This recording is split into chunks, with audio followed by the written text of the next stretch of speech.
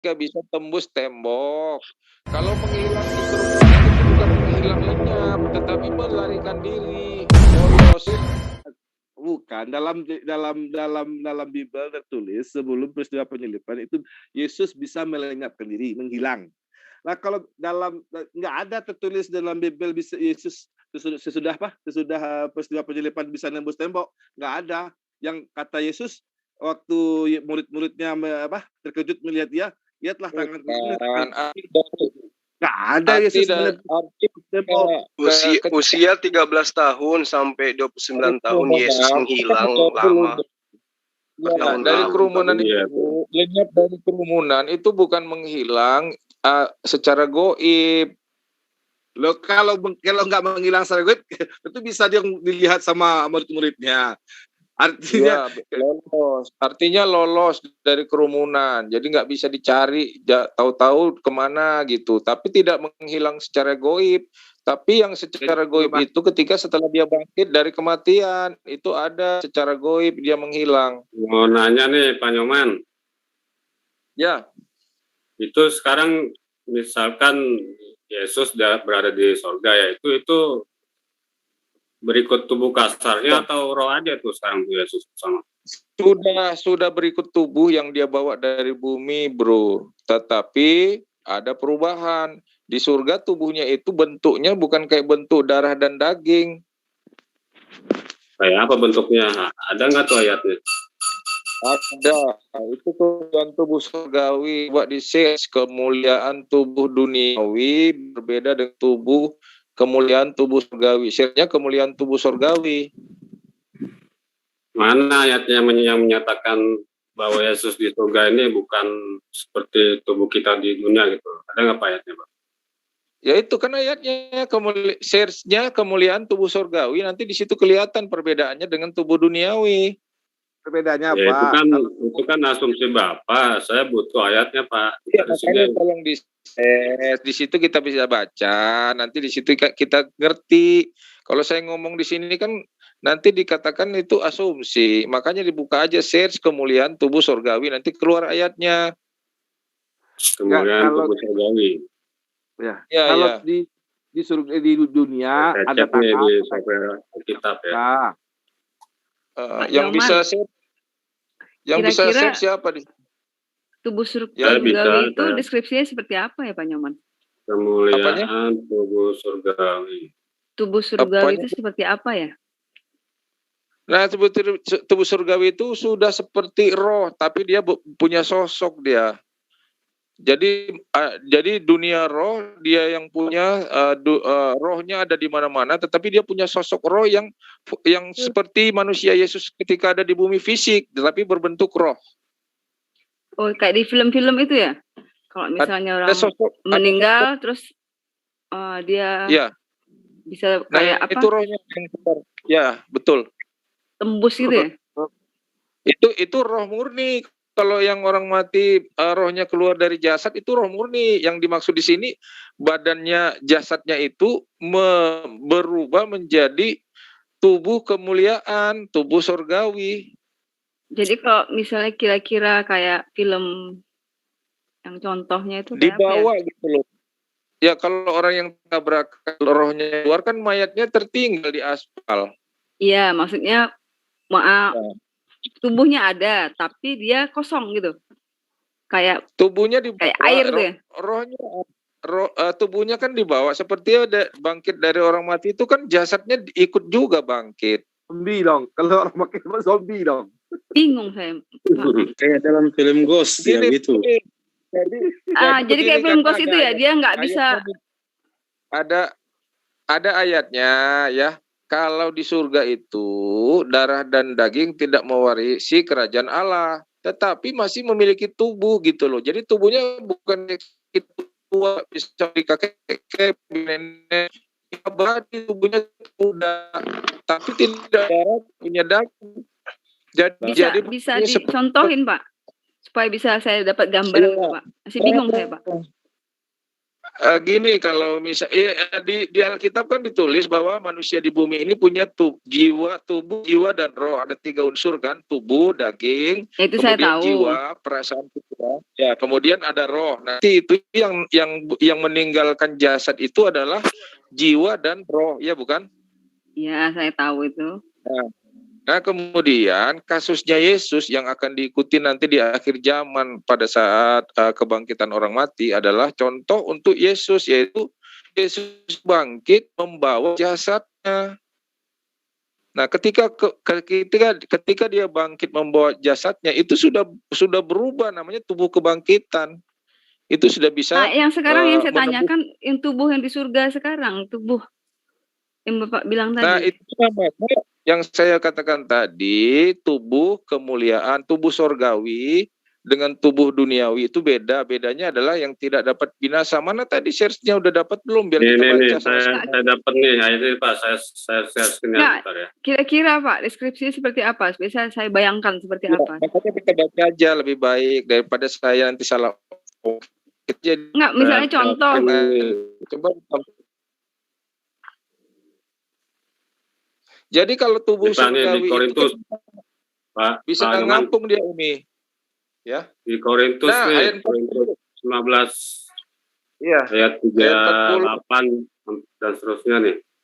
Yang anehnya kan ada di ayat 40-nya nih Pak, ada tubuh surgawi dan ada tubuh duniawi. Tapi kemuliaan tubuh surgawi lain daripada kemuliaan tubuh duniawi. Itu gimana maksudnya Pak? Ya, jadi kalau diterangkan di ayat 42, demikian pula halnya dengan kebangkitan, ya kan?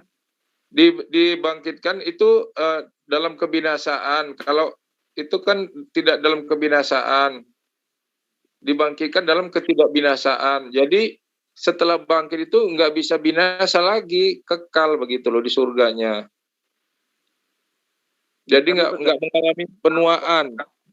Pak Nyoman ya, kami percaya manusia yang dibangkitkan kembali dengan tubuhnya itu tidak akan binasa lagi, sebab tubuhnya itulah yang akan menerima hukuman dan pahala. Kami percaya. Tapi Yesus ya sebagaimana yang dikatakan oleh Paulus ini, anehnya Paulus tidak pernah bertemu dengan Yesus. Dari mana Paulus tahu itu tubuh kemuliaan Yesus? Ya itu yang berupa cahaya yang memancar itu. Yes, Paulus tidak pernah sekalipun bertemu dengan Yesus. Loh, kenapa tiba-tiba Paulus bilang begitu? Aneh kan? Pertemuannya itu adalah dalam bentuk kemuliaan tubuh sorgawi, yaitu cahaya yang mengelilingi dia. Itu tubuh sorgawi. Di manakah ayatnya Paulus ketemu dengan Yesus dengan tubuh kemuliaannya itu? Di mana ayatnya? Ya itu waktu dia ke Damsyik itu yang dia ditemuin oleh Yesus dari yang cahaya memancar dari langit sehingga dia sampai cuma terang yang temui oleh Paulus. Enggak pernah ada dikatakan tubuh kemuliaan Yesus. Ya itu aja. Paulus enggak ada kan? Ya makanya tadi kan ditanya bagaimana tubuh kemuliaan itu ya berbeda dengan tubuh duniawi kan? Berarti kalau yang ditemui oleh Paulus cuma cahaya, sementara yang naik ke langit itu adalah tubuh kemuliaan, tubuh yang nampak oleh mata. Loh, beda kan?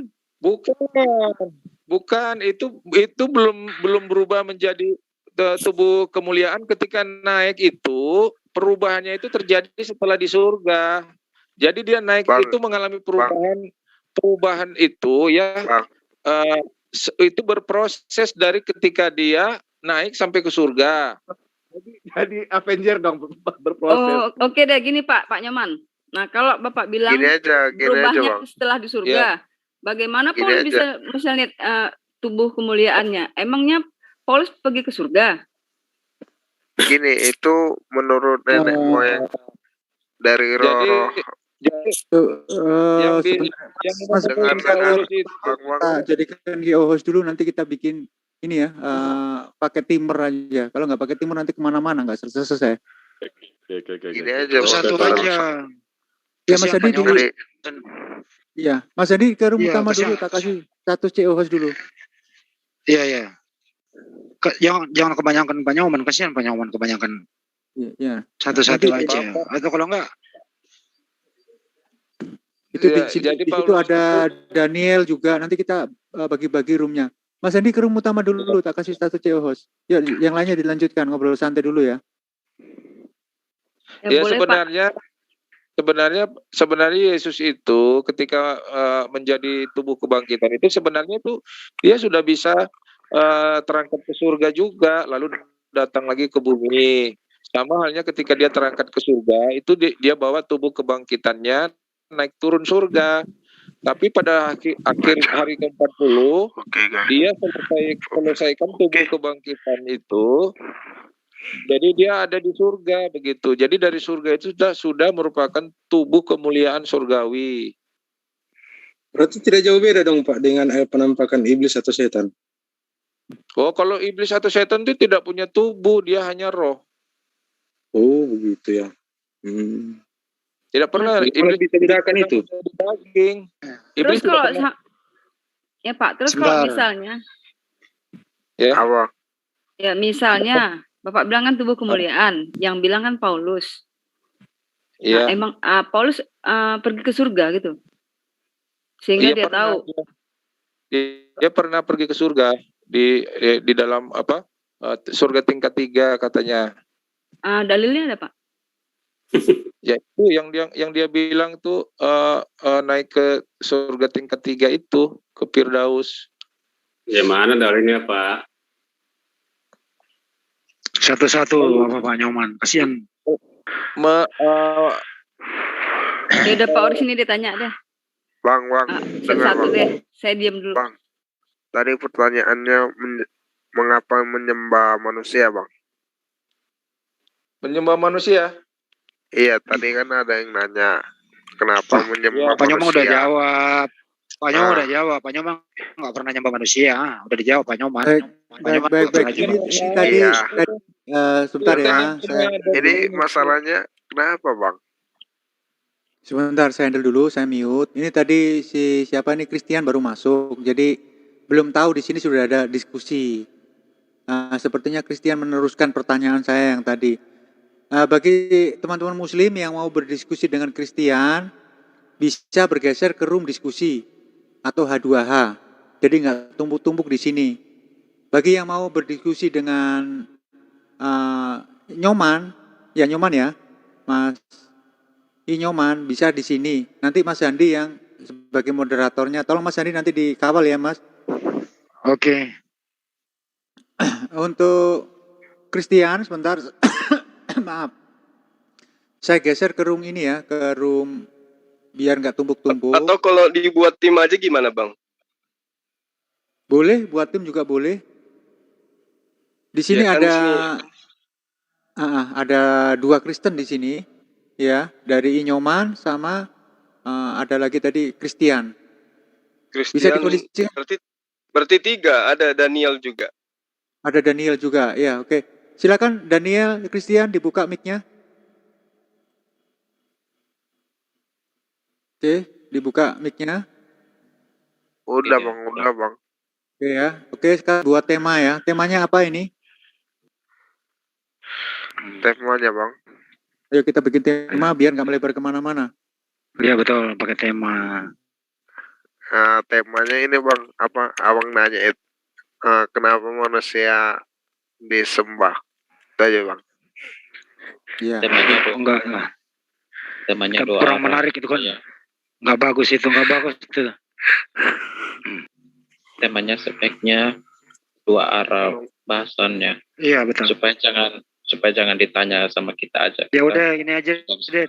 Tema yang santai, konsep ketuhanan aja ya.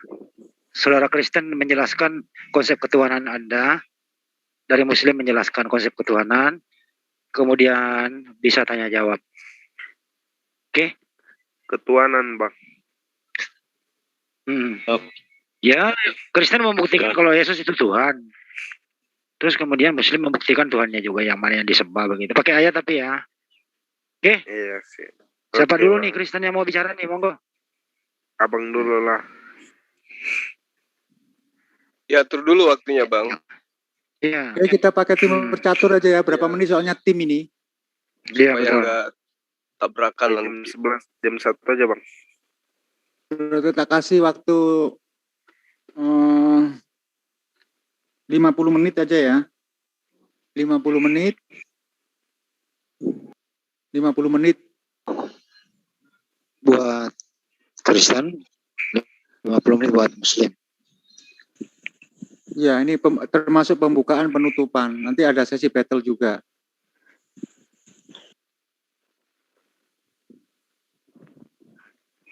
Apa judulnya tadi bang? Konsep ketuhanan di Islam dan konsep ketuhanan di Kristen. Bagaimana? Ketuhanan ya bang. Iya, masa kehantuan ah. Ini tim berapa lawan berapa ini? Iya, berapa tim bang? Kan ada Kalau 3 di Kristen ada berapa? Panyoman, terus siapa lagi? Dari kami 3 ya kan anggota. Iya. Ayo 3 lawan 3 kita, ayo. Saya bersama Pak Nyoman dengan Pak Christian, ayo. Tenang, Iya. saya lebih paham. Saya lebih paham. Mas Dedi, tolong dipahami dulu ya. Biar diatur dulu. Mas Andi, tolong di. Iya, baik. Oke. Dari Muslim berapa? Dari siapa-siapa aja yang naik? Dari Kristen Jadi kan Muslim. ada 3. Iya, jadi Muslim Pak. Sebentar kami, Bang. Dari Kristen siapa Bang? Hah? Dari Kristen siapa? Kristen bang. Iya siapa? Bertiga ya. Kalau dari Muslim ada Ustadz Joma, ada Pak Dedi, Wijaya, terus siapa lagi? Kalau untuk Muslim 1 orang. Jangan saya sama Pak Christian, Pak Daniel tuh, saya bertiga. Wah gak bisa, masa mewakili Kristen sih gimana sih? Memang saya lebih paham Alkitab, tenang saja. Kita buktikan. Ya kurang adil lah. Oke, Dad, jangan direcokin. Nggak bagus. Jadi Jadi ini sama siapa gua? Saya deh Pak, 1 kalau boleh. Ya udah, ini siapa sih gua lihat namanya? Pak Nyoman siap ya Pak Nyoman? Dialog santai ya Pak Nyoman. Ini Osman saya. Apa ketuhanan ya? Ini yang Kristen siapa sih? Kok nggak lihat namanya nih? Yang satu siapa? Christian mau Christian sama Christian, Daniel sama Pak Nyoman. Iya, mohon yang lain diam dulu ya, supaya teratur ya. Halo. Ini aku mau milih bang. Gimana? Maksudnya ini mau dipilih namanya? Iya. Iya. Anda mau sama siapa, monggo? Aku sama Kak Elida. Elida siapa, Bang? Elinda. Iya, Elinda. Elinda mah Muslim. Anda Muslim ya? Hah? Aduh, maksudnya dia mau milih lawan gitu. Oh, mau milih lawan. Oh, di sini nggak ada Elinda. Oke, langsung aja di Iya, aduh, pusing ngaturnya nih. Timur, tolong dibantu Timur. Iya, udah. Ditahan dulu. Timur. Mas Imanes, tolong dibantu Timurnya. Mas Yan. Iya, Pak Iman. Iya. Musuh Elinda ya. Mas Yan. Christian kayaknya belum. Christian Timurnya. Timur. Satu-satu lah bang. Bang, satu-satu bang nanyanya bang. Iya bang, sebentar Pak Tajul. Oke, Timur. Timur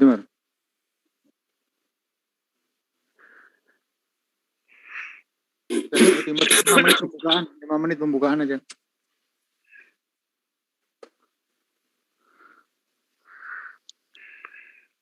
Timur yang lain cepat.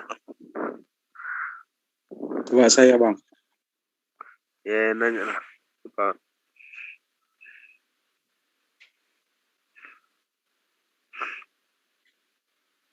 Oke, 5 menit. Jangan dibolak-balik ya anunya, timurnya nanti hilang lepas nanti itu. HP-nya tolong ditegakkan begitu.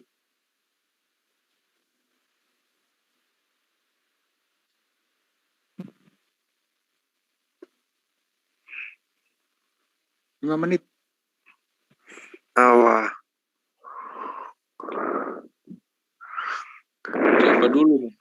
Aduh, timernya kok gitu ya. Abang aja lo dulu. Duluan siapa? Abang aja.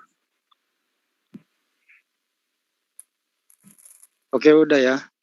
Ya. Yang terakhir ya. Kita kalian berdua aja nih. Pembukaannya. Nggak apa-apa. Langsung yang lainnya tahan. Di mute sendiri mic-nya. Iya. Di mute dulu. Jadi untuk Muslim, Ustadz Juma sama siapa nemenin? Ustadz Juma. Ya udah Mas Juma dulu sendirian nggak apa-apa lah, di lawan 2 juga nggak apa-apa. Timer dimulai. Saya Pak, saya. Satu-satu dulu Bang, satu-satu dulu. Oke, baik. Dari pihak Kristen, saya persilakan 5 menit speak up untuk menjelaskan konsep keagamaanmu dalam 5 menit ke depan. Waktu dan tempat saya persilakan. Siapa Bang? Dari Kristen. Ya kok. Dari tim Kristen siapa dulu? Tentuin dong orangnya siapa dulu dari tim Kristen yang ngomong. Ya siapapun itulah, Nyoman atau Kristina silakan. Nyoman sama Pak Christian. Saya nyimak aja ya, Christian dulu, teman-teman. Silakan Christian dulu, Christian. Daniel langsung open biar berjalan ini. Saya nyimak Daniel aja. Bantu, Daniel bantu. Jawabkan keimanan kamu di sini. Timur sudah ada ini loh. Silakan Christian. Saya nyimak aja. Mau di sini tuh ngomong ngawur, nggak ada tema nanti, nggak karu-karuan nanti. Silakan. Timur sudah kita pasang, kita persiapkan. Moderator sudah kita siapkan. Hormati kami di sini. Konsep ketuhanan di Islam itu bagaimana? Konsep ketuhanan di Kristen bagaimana? Silakan yang Kristen silakan ungkapkan ataupun terangkan kepada kami konsep ketuhanan. Kalau 5 menit ke depan. Silakan. Kalau ketuhanan yang Islam itu misal dimulai. Kalau ketuhanan yang Islam itu misalnya apa namanya? Kayak apa? Lupa aku. Apa? Kalau Kristen itu kalau ketuhanan kami bisa percaya ke ada tatanya itu apa? Bisa beribadah di gereja atau dimanapun kami berada, dan kami punya keyakinan apa bisa percaya kepada Tuhan yang Maha Esa, dan kami pun ada juga kami itu ada doa malam dan doa subuh. Itu aja Bang.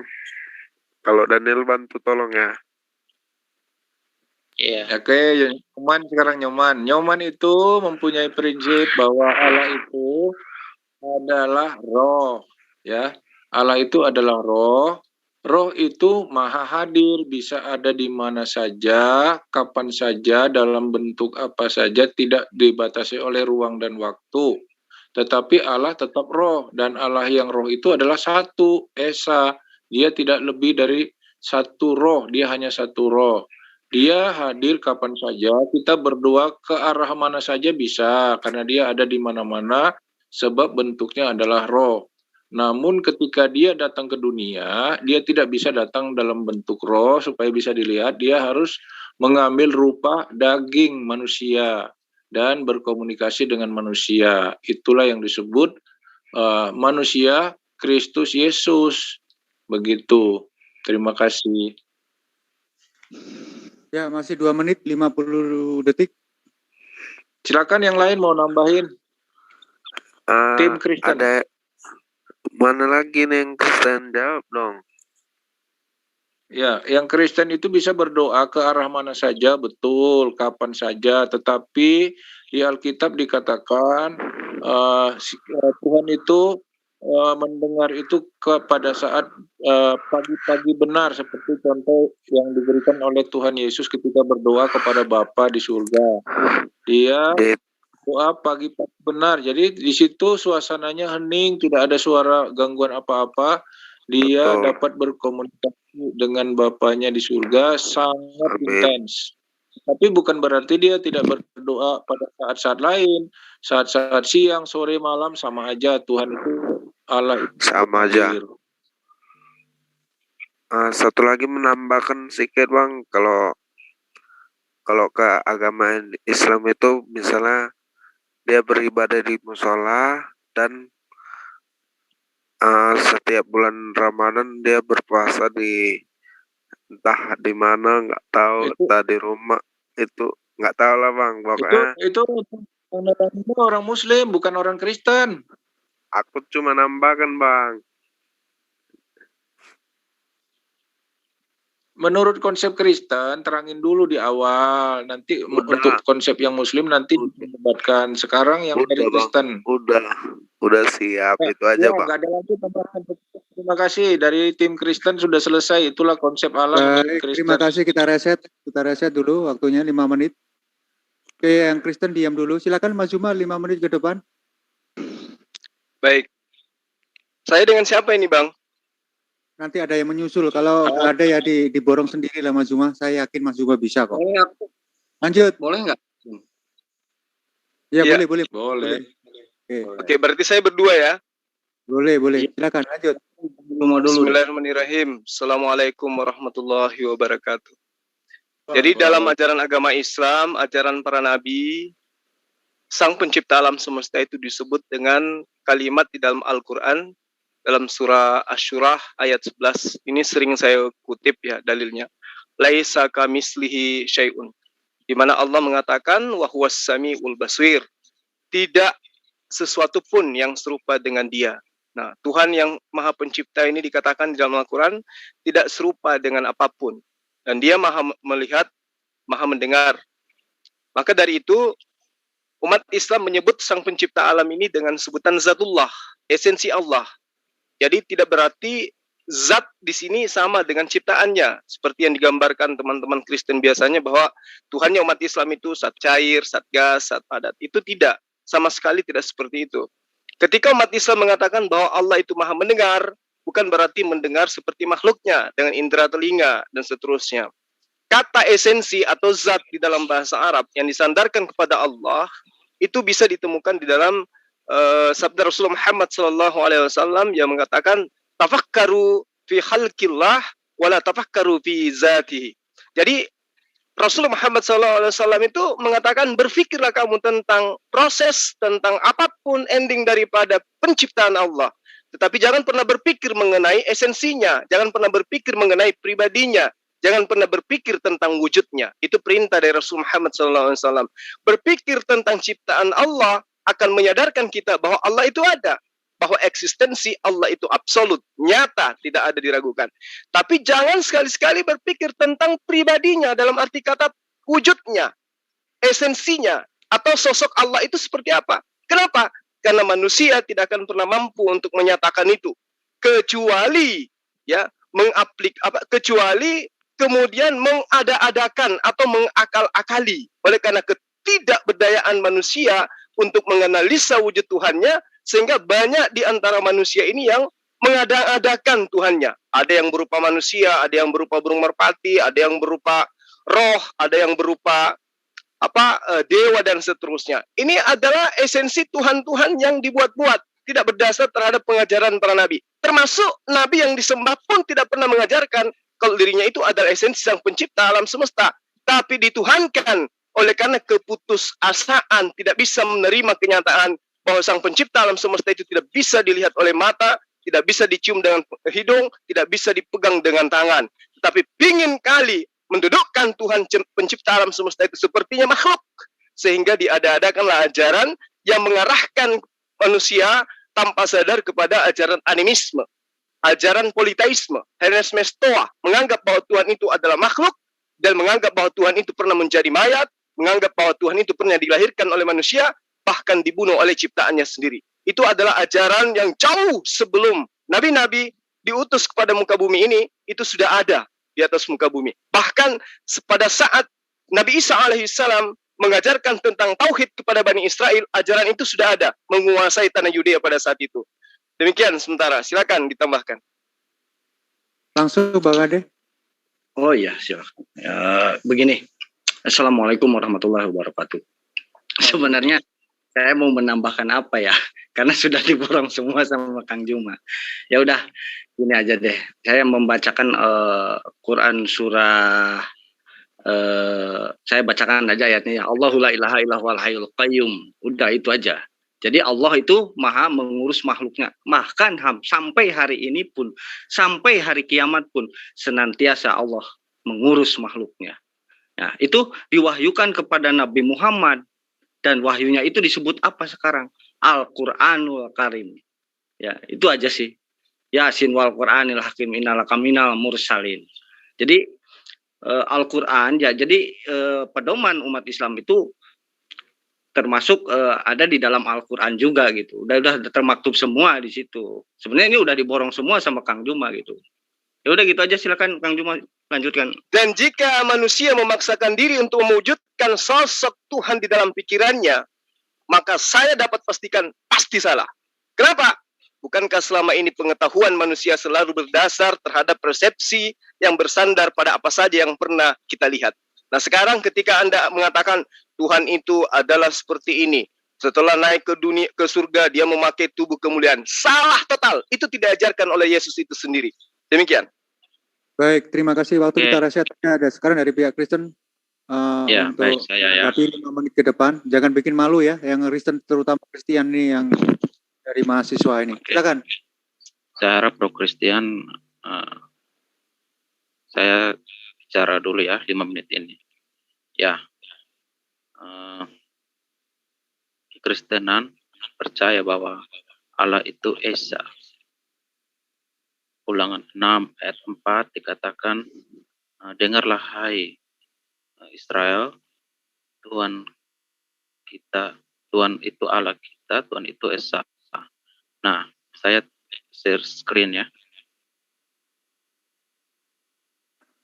Dibacakan aja Bang.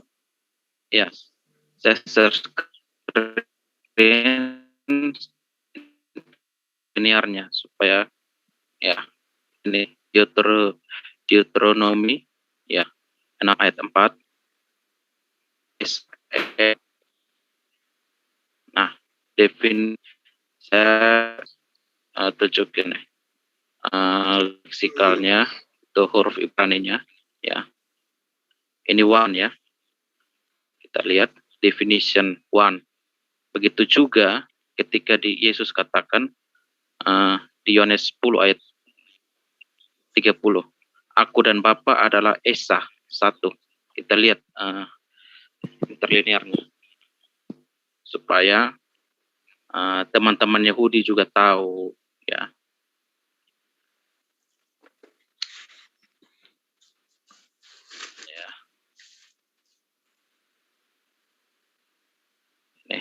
Ya, sama ya. One, Esa. Gak ada beda. Jadi, Allah yang sama yang datang ke dunia itu, dia adalah Allah yang Esa. Makanya di ayat lain dikatakan, Yesus Kristus kemarin, hari ini, dan sampai selama-lamanya tetap sama. Oke, itu saja dari saya. Teman-teman yang lain mau sampaikan, silakan.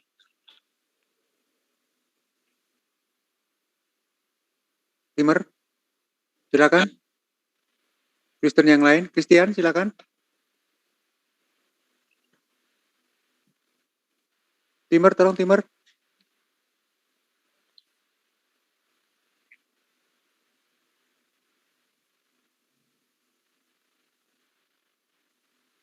Timer.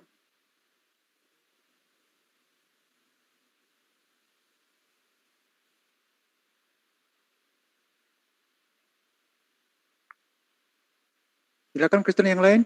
Waktu kamu 2 menit 21 detik. Christian. Kalau Kristen, kalau apa tadi Kristen ya Bang? Yang tentang Alkitab itu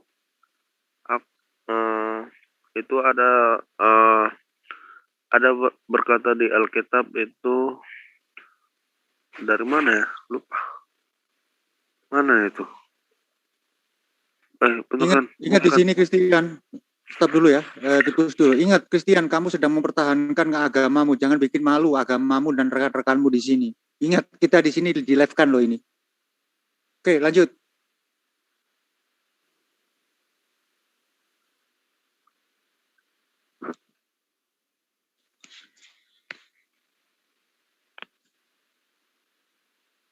Lanjut, Christian. Waktu terus berjalan ini.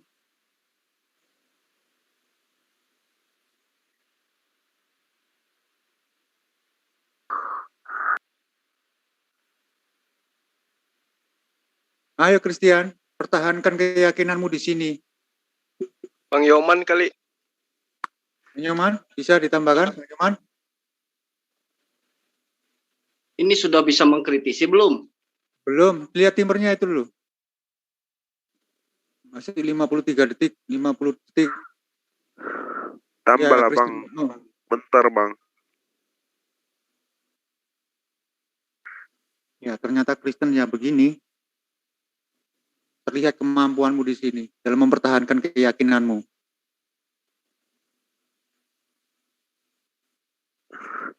Sebenarnya udah dijawab abang itu tadi, mau itu Ken mau aku jelasin, rupanya abang ini yang jelasin.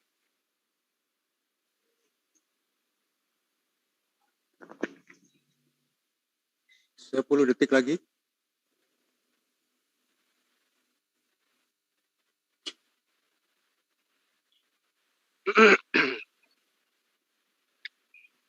Baik, kita riset. Kita beri waktu. Kalau timer gini karena ada yang ada yang lolok ini dari Kristennya ini. Kita riset waktunya 30 menit, 40 menit aja, 40 menit. Kasih 40 menit. Main TikTok aja langsung ini. Main TikTok. Artinya main TikTok itu dari Kristen maupun dari Islam mengeluarkan argumen bisa disanggah tentang konsep keagamaan masing-masing. Oke, silakan. Apapun itu. Untuk TikTok ya Bang. Ke depan. Silakan Bang. TikTok Baik. ya. Ya. Baik, terima kasih. Silakan Kang Juma. Jadi pernyataan Anda tadi yang mengatakan di dalam Yohanes 10 ayat 30 itu, tolong dilanjutkan ke ayat 34, ayat 35, ayat 36. Karena di situ sangat jelas Yesus ketika dia berjalan di Bait Allah di Serambi Salomo.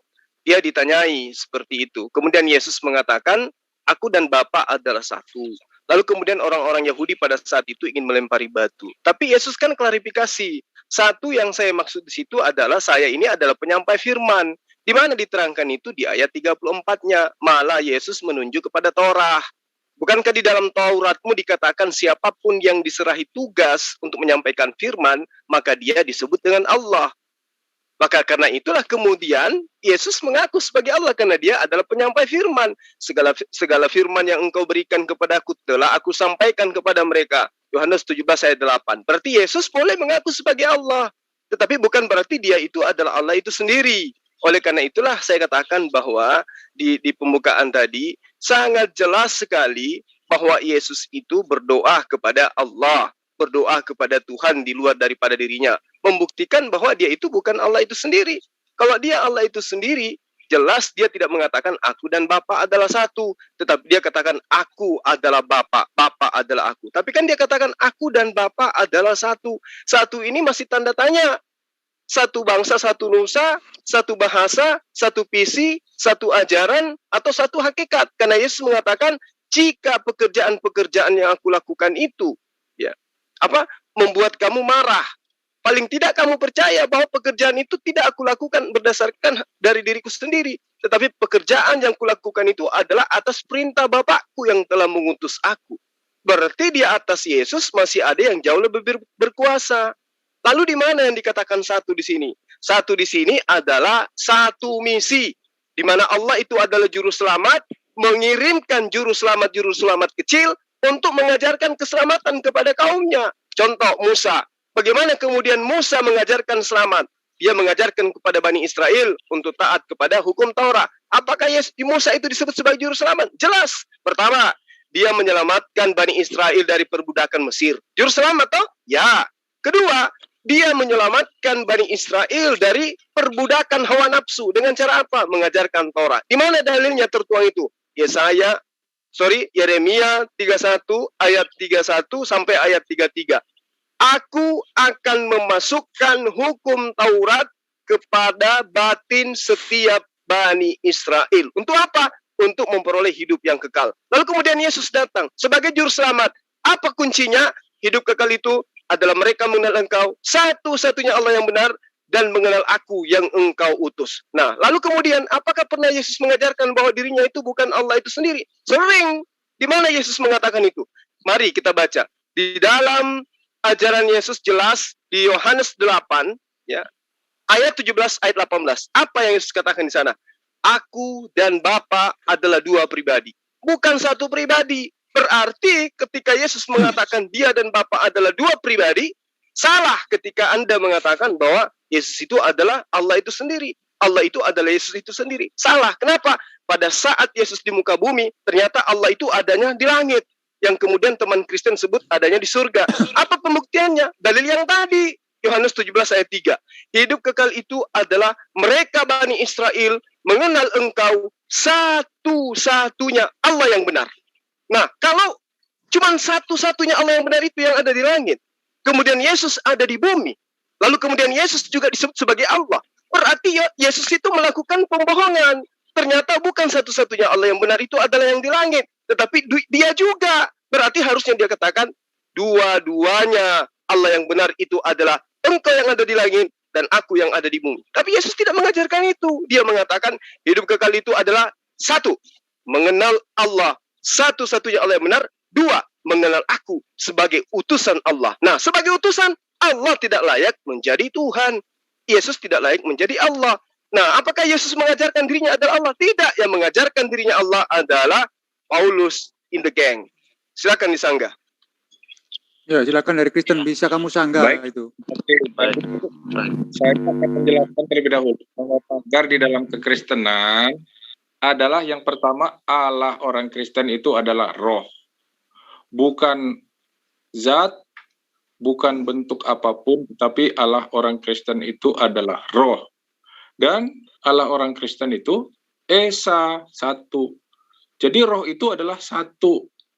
Nah, kemudian ketika roh itu ingin menunjukkan bahwa dia ingin menunjukkan diri supaya dapat dilihat oleh manusia, setelah mengirim nabi-nabinya, dia sendiri datang dalam wujud manusia. Manusia itu terdiri dari tubuh, jiwa, dan roh. Nah, roh yang ada di dalam Yesus inilah, Yesus manusia inilah yang disebut roh Tuhan ada padaku. Jadi, ketika Yesus datang ke dunia menyembah Bapa, yang disembahnya itu adalah roh Allah. Simbolnya berarti nyembah dirinya sendiri, Bang? Bukan. Di dalam Yesus kan tadi ada tubuh, jiwa, dan roh. Ya, nah, roh berarti rohnya Yesus itu adalah rohnya Allah. Iya. Berbeda dengan manusia yang punya roh manusia, tetapi Yesus, khusus Yesus, dia punya roh adalah berarti Yesus memiliki dua roh. Satu. Nah, kalau Yesus itu hanya memiliki satu roh, terus yang takut kepada malaikat itu siapa? Itu jiwanya. Loh, kok jiwanya? Ya, jiwa merasa takut, gemetar. Tapi roh Allah ada di dalam dirinya.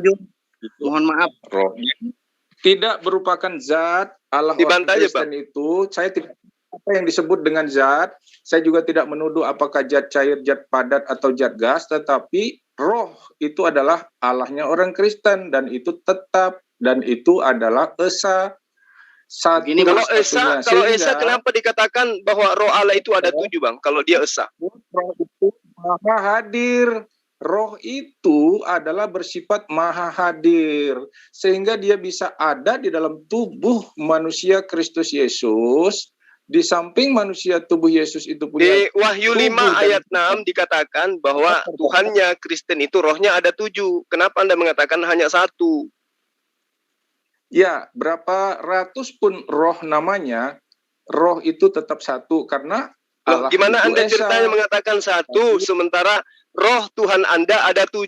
Wahyu 5 ayat 6.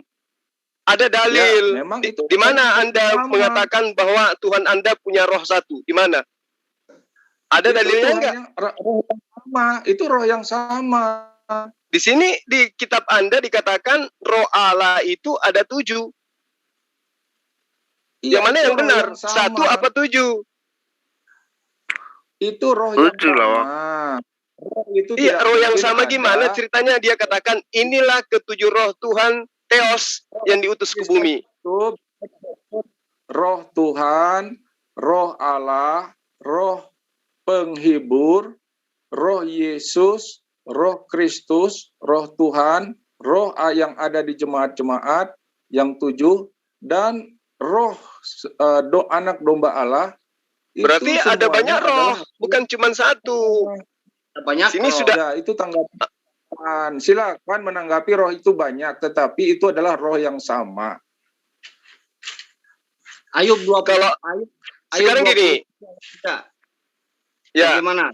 Mana pasku masih ada padaku dan roh Allah masih di dalam lubang hidungku. Kenapa Anda tidak menyembah Ayub juga? Ayub juga tuh ada di lubang hidungnya, ada Allahnya tuh, ada roh Allahnya. Gimana ini? Mempunyai roh manusia. Roh Allah menuntun roh Ayub. Ya berarti roh Allah juga ada di dalam Ayub dong. Kenapa tidak sembah Ayub juga? Ayub punya roh sendiri. Izin bang. Iya, jadi roh manusia yang ada di dalam Ayub itu dituntun oleh roh Allah, karena roh Ayub itu adalah percaya kepada roh Allah, sehingga roh Allah menuntun dia. Bukan berarti roh yang ada di dalam Ayub itu adalah roh Allah, tetapi roh Ayub, roh manusia. Anda sudah membantah Ayub 27 ayat 3 loh. Di sini sih saya bacakan lagi nih. Selama napasku masih ada padaku, dan roh Allah masih di dalam lubang hidungku. Ini roh Allah masih ada di dalam lubang hidungnya gitu. Bagaimana? Roh Allah itu mengalir, dia hadir di dalam lubang hidung Ayub. Di dalam Yohanes lubang 3 ayat hidung Ayub. Yohanes 3 ayat 6. Roh Allah itu hadir. Gantian. Dari roh adalah Bang. Yesus daging atau roh?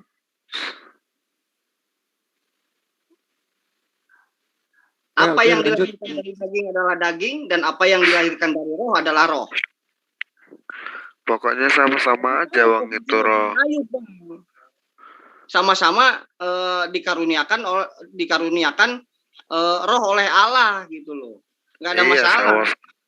Iya, sama-sama aja itu bang. Ya, iya sama. Kenapa tidak nyembah Ayub juga? Kalau di dalam diri Yesus itu adalah roh Allah, kenapa kemudian Yesus masih berdoa? Padahal di dalam dirinya sudah ada roh Allah. Ya, jadi Yesus dia berdoa ke roh mana lagi nih?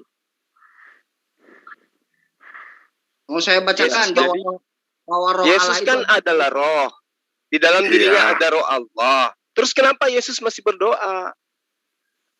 Itu kalau dari kami ya, kalau dari agama abang nggak tahu lah. Kalau dari agama kami memang ada mengajarkan tentang roh, dan itu roh itu adalah dari tubuh Yesus Kristus dan roh juru selamat, dan dari dari Tuhan kita sendiri. Kalau itu menurut saya bang, kalau dari agama bang itu nggak tahu kayak mana roh kayak agama. Nah sekarang apa bedanya roh Allah, roh yang adalah Allah dengan roh yang ada pada diri manusia? Apa bedanya? Ya, beda lah bang, karena itu bedanya di mana? Coba anda tunjukkan perbedaannya ketika roh yang ada di dalam diri Yesus berada di dalam diri Yesus dengan roh yang berada di dalam diri Nabi Musa. Apa bedanya? Kalau Nabi Musa itu kurang tahu kami bang, kan kalau ya sudah yang ada di dalam diri Paulus lah kalau begitu. Apa bedanya? Kalau dalam Paulus itu misalnya kan itu kayak sebuah menahan itu kayak gitu, menahan roro yang sabar bang, Belum siap banget deh. Ya udah, sekarang ginilah, saya bacakan Pengkhotbah 12 ayat 7. Dan debu kembali menjadi tanah seperti semula, dan roh kembali kepada Allah yang mengaruniakannya. Nah, berarti roh itu adalah karunia. Jadi Allah mengaruniakan roh itu kepada manusia, termasuk kepada Yesus. Ini sudah jelas di Pengkhotbah 12 ayat 7. Anda baca itu loh, ya. Mohon maaf, saya bukannya marah. Ini saya agak bicaranya emang agak keras begini gitu loh. Ya, mohon maaf ya. Silakan Kang Jul. Ya, Timer dimunculin Timer. Ya, roh Allah itu Daniel maha bantu, hadir. Daniel. Ya Daniel diam aja tuh Daniel tuh. Daniel Ya, bantu biar- lah Daniel. Saya mau bicara tapi biar mereka aja bicara. Maaf Bang, Bantu tadi lah. mati lampu, timernya hilang. Oke, Saya pakai wifi Bapak. tadi. Tolong dimunculkan lagi. Oke Bang, siap. Mana timernya? Udah deal ya, Mana bahwa roh yang ada Mana di dalam timernya? diri manusia, termasuk di dalam diri Yesus, itu adalah karunia menurut Pengkhotbah 12 ayat 7. Silahkan dibuka Jadi- Pengkhotbah 12 ayat 7. Daniel bantu Roh. Daniel. Iya, roh Allah itu adalah nafas Allah yang diberikan kepada manusia, atau sama seperti Adam.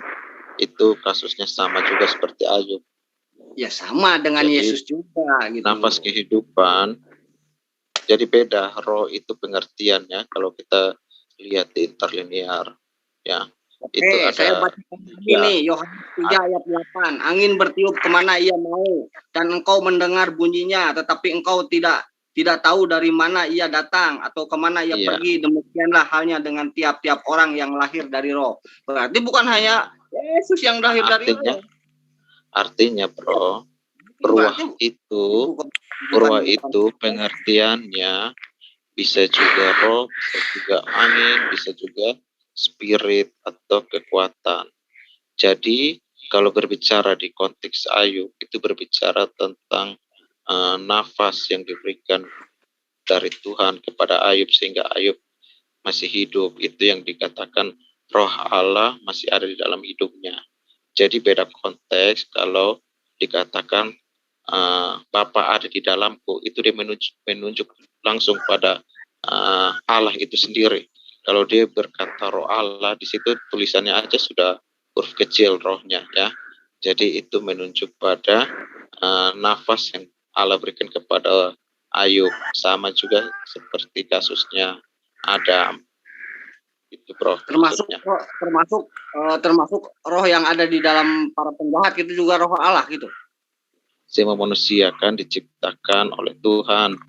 Jadi berbicara nafas.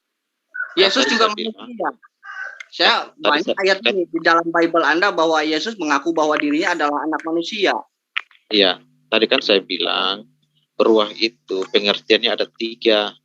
Berbicara nafas, angin, dan kekuatan, pengertiannya ada 3. Jadi konteks nafas itu ada pada semua orang. Nafas yang Allah berikan itu ruah. Kalau berbicara roh Allah ada pada setiap orang, itu berbicara nafas kehidupan. Ya, kalau berbicara spirit kekuatan, termasuk yang ada di dalam Yesus.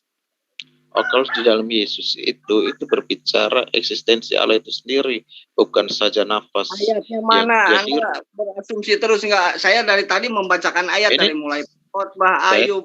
Oke. Ayat.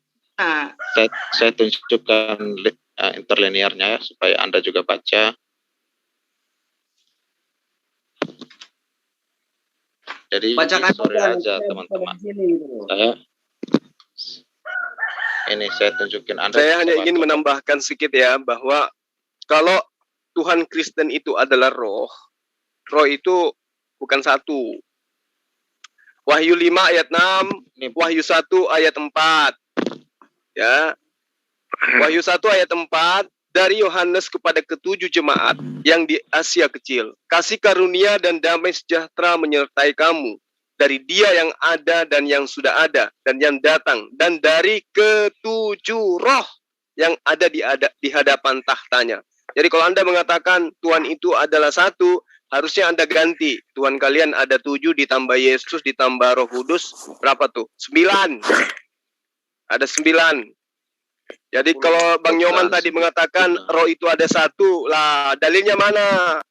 Nyata di dalam kitab Anda 7 Tuhan itu adanya rohnya 7 yang berdiri di hadapan tahtanya. Berbicara nafas, berbicara spirit itu konteksnya beda, bro. Kalau ketujuh roh Allah itu berbicara spirit yang dia berikan kepada jemaat-jemaat. Jadi spirit itu atau kekuatan Allah atau ruh Allah, roh Allah, kalau diterjemahkan ke bahasa Indonesia, itu diberikan oleh Tuhan, itu tidak bisa dibatasi oleh ruang dan waktu. Jadi kalau kembali lagi ke ayat Alkitab, saya tunjukin ya, satu roh Allah. Oke, saya tunjukin buktinya ya, supaya teman-teman juga jangan nuduh saya. Anda membantah Yesus terbatas ruang dan waktu. Yesus terbatas ruang dan waktu, Bos. Dia berusia. Sekarang saya tunjukin ayatnya. Usianya gitu loh. Sekarang saya tunjukin ayatnya. Dari mulai kelahirannya dalam bulan ke-6 itu udah jelas, itu udah masuk waktu itu. Bagaimana Anda bilang tidak terbatas ruang dan waktu? Saya bilang roh. Oh, Yesus Sebenarnya pemahaman Kristen itu hanya berdasar satu ayat, yaitu dari Yohanes 4 ayat 24, yang mengatakan bahwa Allah itu roh, dan barang siapa menyembah dia harus menyembahnya dalam roh dan kebenaran. Sebenarnya yang dimaksud roh di sini bukan seperti roh yang ada di dalam diri manusia, bukan. Yang dimaksud roh di sini adalah gaib, bukan berarti roh seperti roh gentayangan, bukan. Itu yang perlu Anda pahami. Kenapa saya katakan seperti itu? Karena di dalam kitab yang Anda imani juga dikatakan Tuhan itu punya tangan, punya telinga, ya, punya mata, punya mulut. Itu di dalam kitab yang Anda pegang sekarang. Sementara roh tidak seperti itu. Di Al-Quran juga. Jadi kalau Anda mengatakan Tuhan itu adalah roh, kenapa? Di Al-Quran juga Allah punya paha, bro.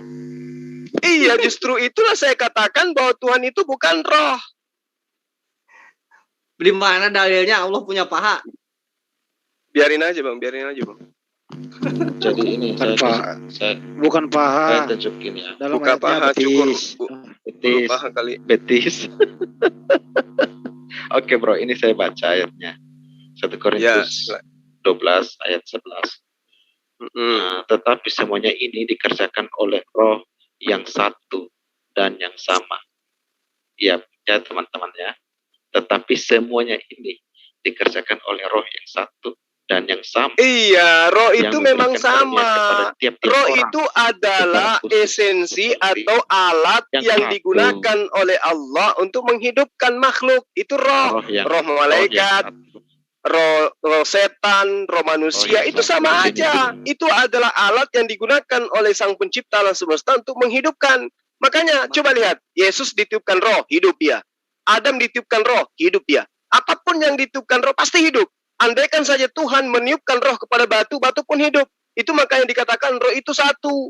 Tapi apakah kemudian Allah itu roh? Bukan. Allah itu adalah pencipta roh. Layaknya Allah menciptakan air, layaknya Allah menciptakan tanah. Tanah Allah ciptakan untuk menghidup tumbuhan. Angin Allah ciptakan untuk dihirup sebagai udara. Air diciptakan untuk diminum. Roh diciptakan untuk menghidupi jasad. Gitu. Tapi Sang Pencipta alam semesta bukan roh. Yang roh itu makhluk.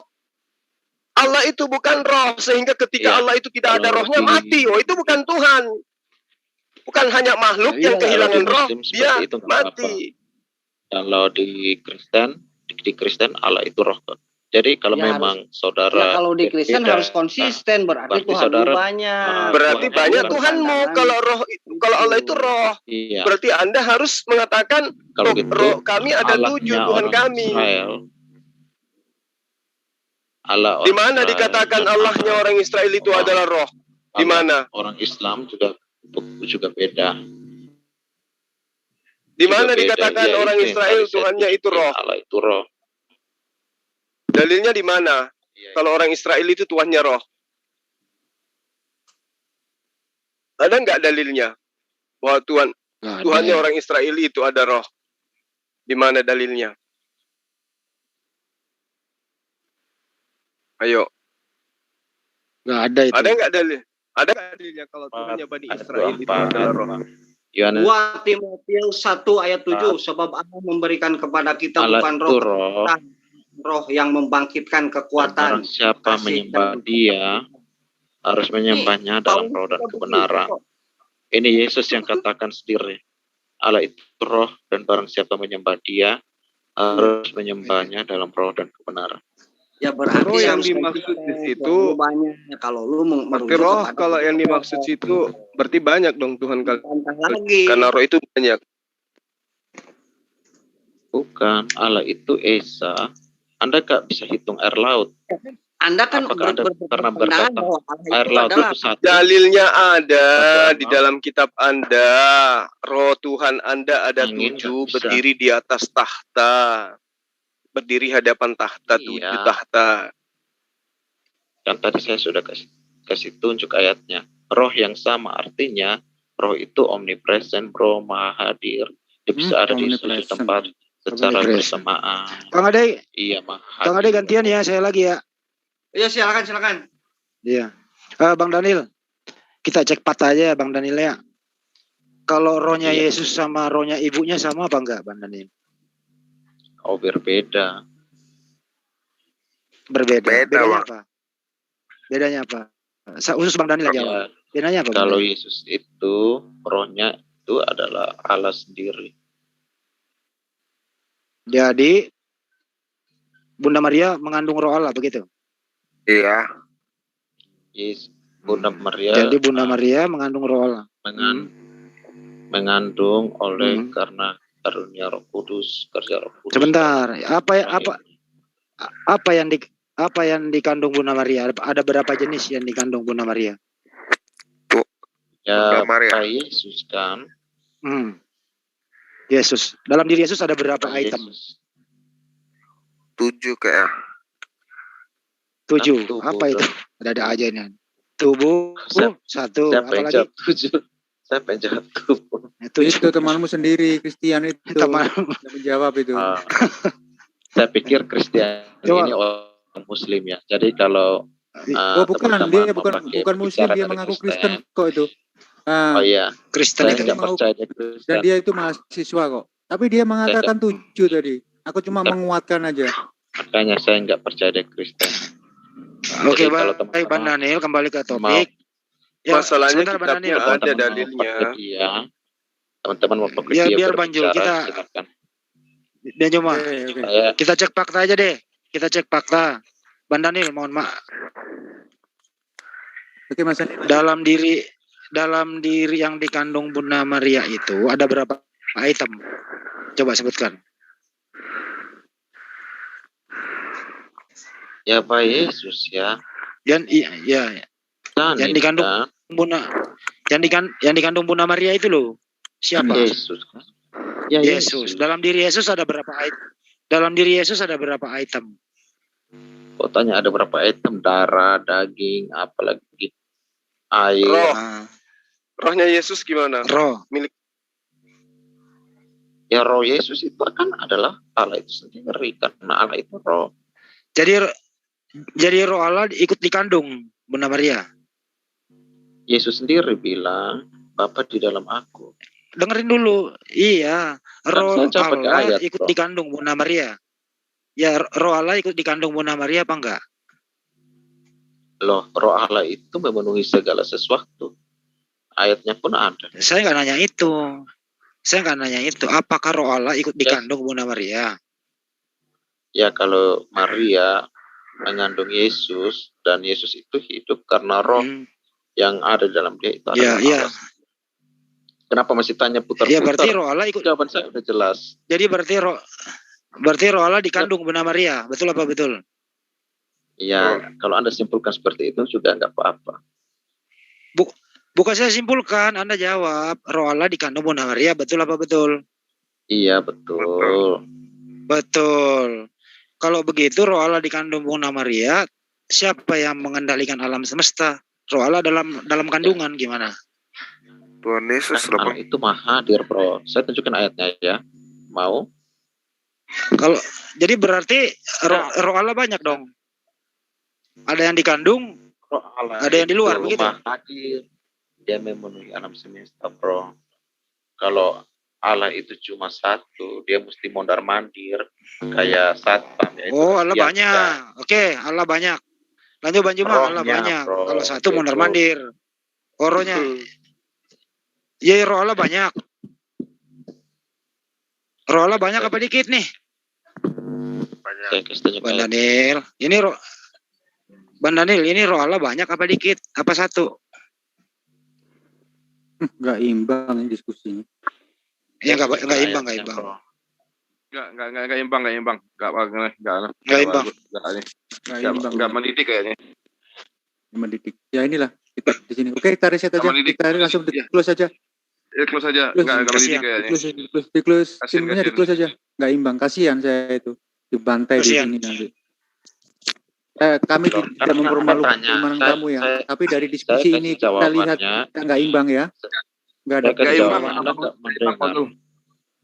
Oke, silakan Timer untuk 5 menit sebagai closing aja lah. Nggak imbang. Kasihan aku dengan Daniel, dengan apalagi sini. Nggak bisa, teman-teman. Kang Zulkifli, mohon maaf saya tadi nimbrung ya Kang. Karena kita jawab. Apa Kang, ada nggak Pak? Karena kita kan ini jawab. kayak anak SD lawan profesor ini. Nggak imbang. Ya.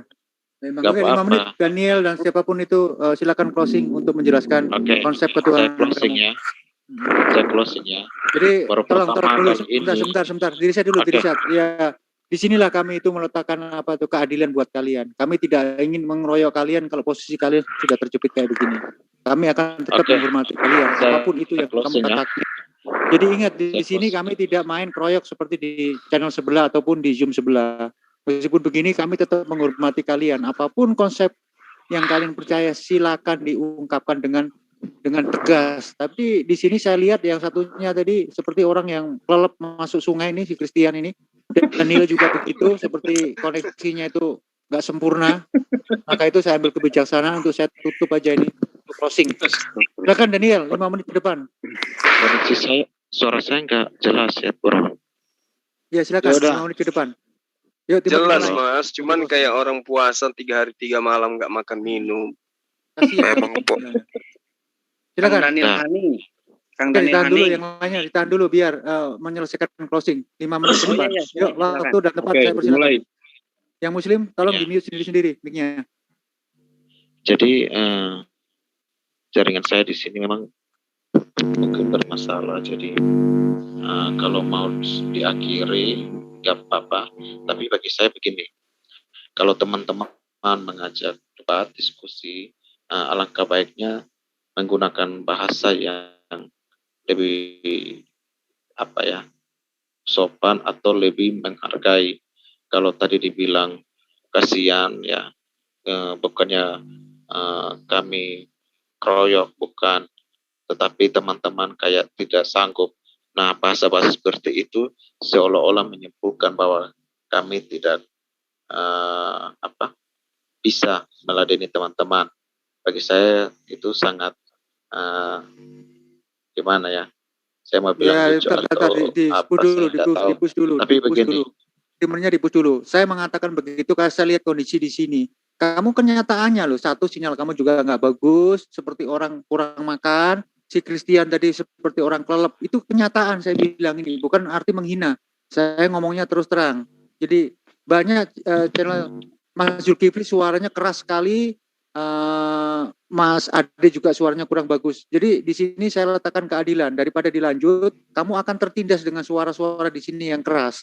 Bukan masalah kamu memframing di sini merasa terzolimi, tidak. Di sini makanya dari kondisi ini saya tuh memberi kesempatan kamu.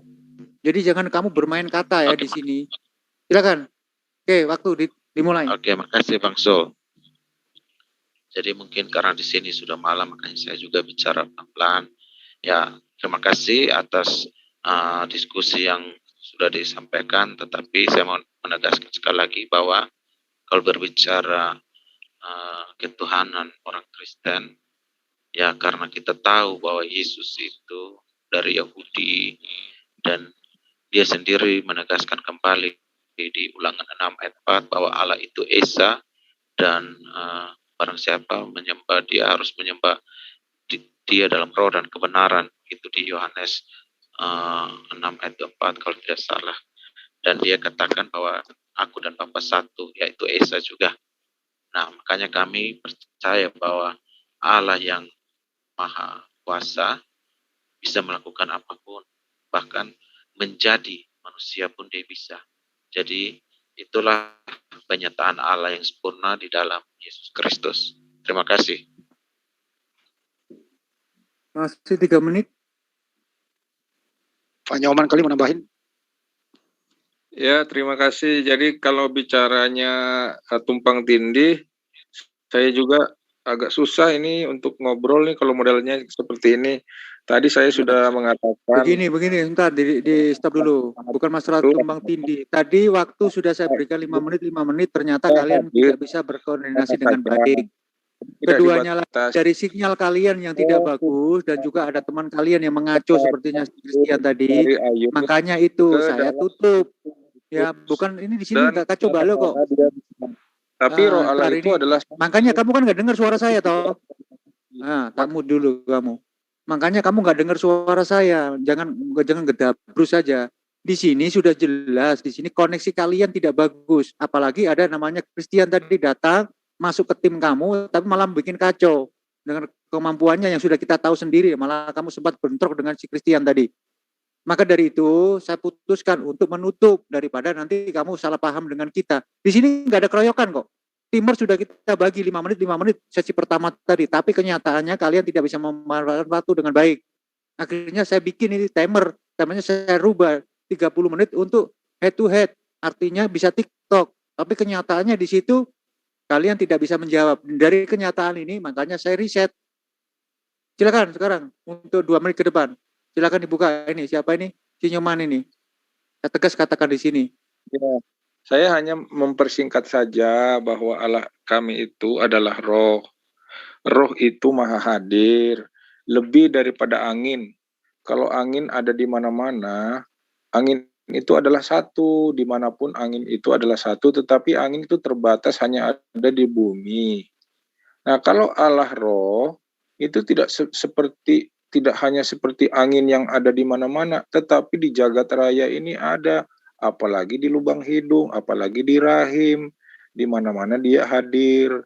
Nah, jadi kalau dikatakan bahwa Yesus yang ada di dalam kandungan Maria, kan manusia itu terdiri dari tubuh, jiwa, dan roh.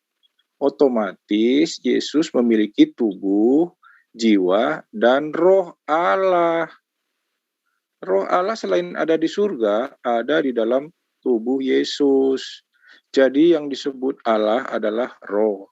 Kalau Allah itu ingin hadir di bumi, mengambil rupa manusia, itu Allah Maha Kuasa. Jadi jangan dibatasi. Kalau Allah ingin ketemu manusia, dia masuk ke raga manusia, tetapi manusia itu adalah manusia yang kudus, bukan turunan Adam, tetapi dari firman Allah yang menjadi manusia. Nah, jadi satu-satunya manusia yang kudus, yang tidak berdosa adalah Yesus yang berasal dari surga, tetapi menggunakan tubuh manusia. Di dalam tubuh manusia itulah ada roh Allah atau roh Tuhan atau roh Yesus.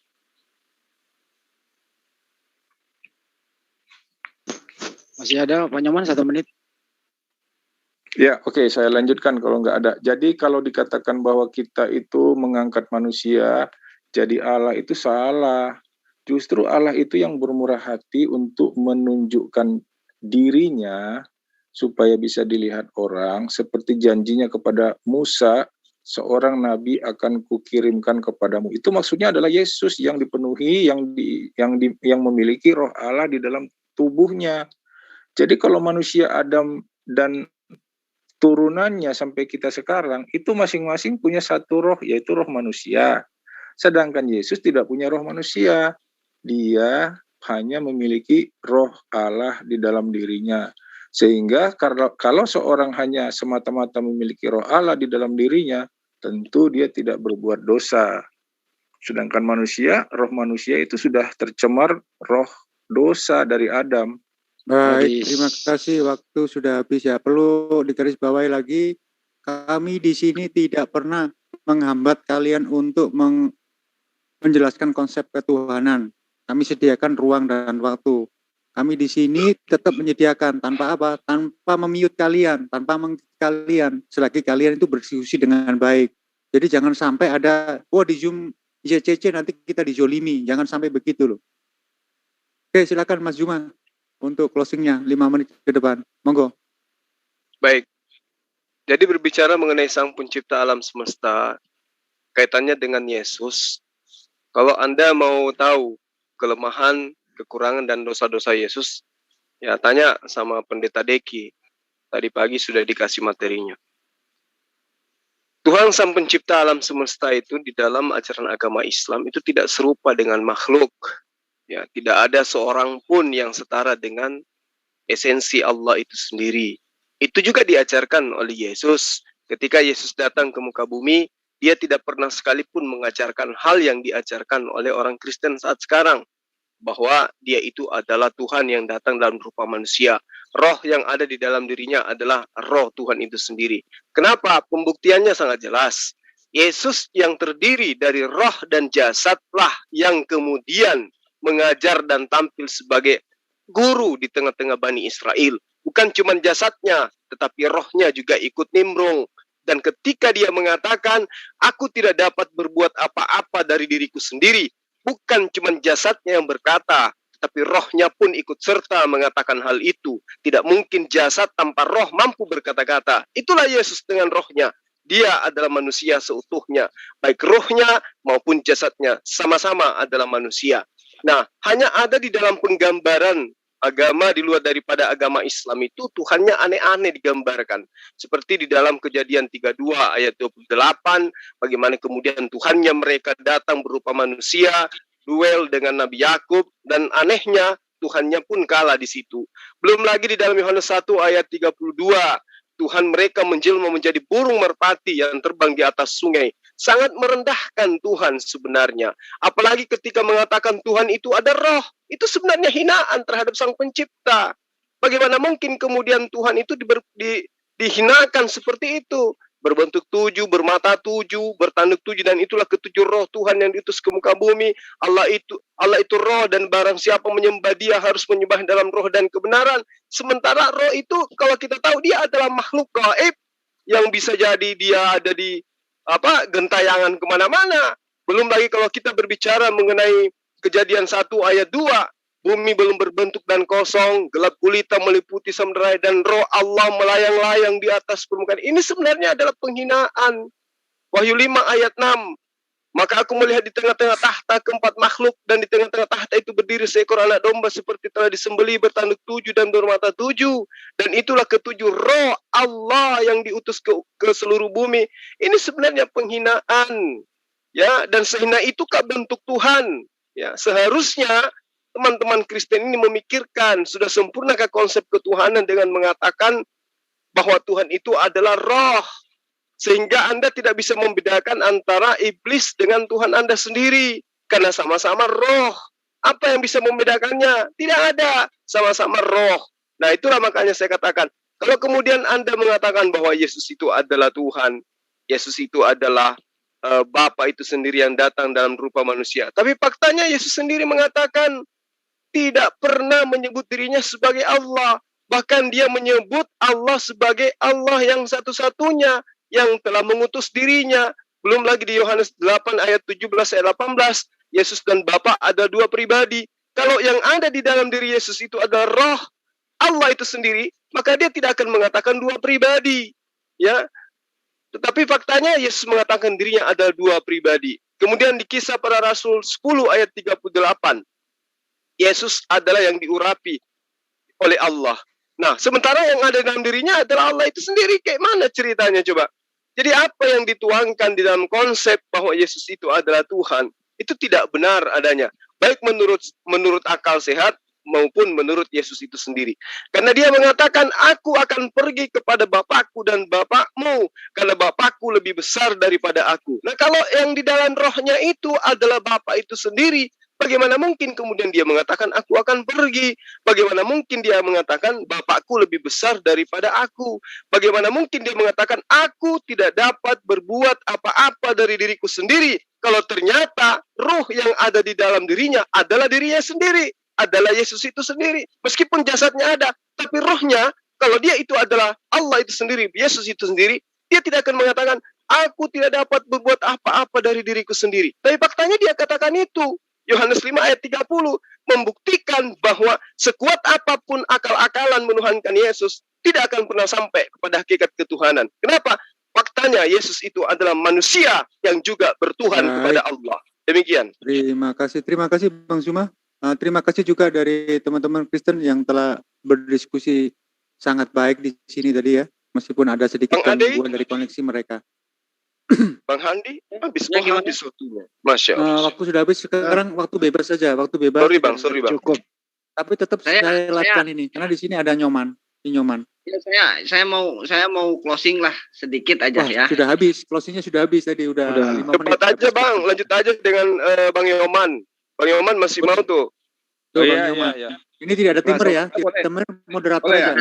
Moderator. Silakan Mas Andi. Santai. Iya. Jadi kalau sebentar ya.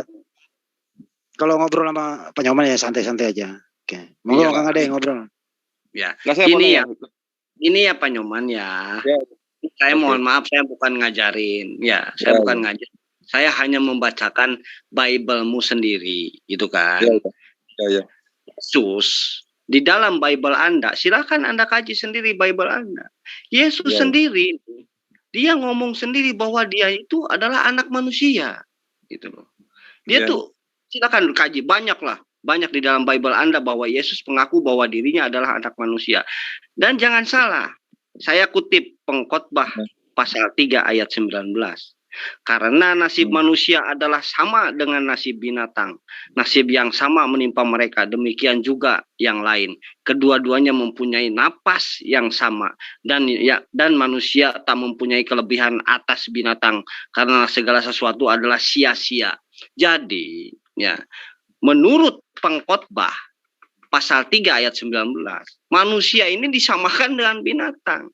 Nah, kalau Anda berpandangan bahwa dengan kasih karunia, ya, bahwa Allah turun menjadi manusia, apakah mau dirinya disamakan dengan binatang kalau merujuk kepada Pengkhotbah pasal 3 ayat 19? Oke, cukup. Siapa yang menanggapin? Monggo Pak Nyoman. Ya, betul. Manusia itu seperti binatang. Betul, karena manusianya tidak connect dengan roh Allah. Jadi rohnya itu sia-sia. Kalau roh manusia itu connect dengan roh Allah, maka dia akan menjadi roh yang hidup. Dia juga mati akan masuk surga. Jadi tidak benar yang mengatakan bahwa roh Allah itu lebih dari satu, sebab roh itu satu adanya. Jadi bisa dinyatakan dengan berbagai manifestasi seperti dalam bentuk rupa burung merpati, dalam bentuk api, tiang awan, banyak bisa bermacam cara, tetapi roh yang satu itu yang bekerja. Jadi jangan menyalahartikan roh Allah di dalam orang Kristen itu seperti maunya orang yang menginginkan yang berbeda. Tetapi orang Kristen meyakini bahwa itu roh yang berbagai macam itu adalah satu adanya. Jadi kalau manusia ini tidak connect dengan roh Allah, memang betul seperti binatang, mati, hidup, mati, dan sia-sia hidupnya. Begitu. Oke. Jadi Pak Nyoman, itu Bunda Maria tahu nggak sih kalau anaknya punya roh Allah dalam diri anaknya itu? Kira-kira menurut Pak Nyoman tahu nggak? Ibunya tahu nggak ya? Tahu dari malaikat kan. Ketika dia akan mengandung tanpa disentuh oleh laki-laki, malaikat sudah berkata, kamu akan mengandung. Hendaklah engkau mengandung apa, Pak? Seorang anak laki-laki. Mengandung apa, Bunda? Seorang anak laki-laki.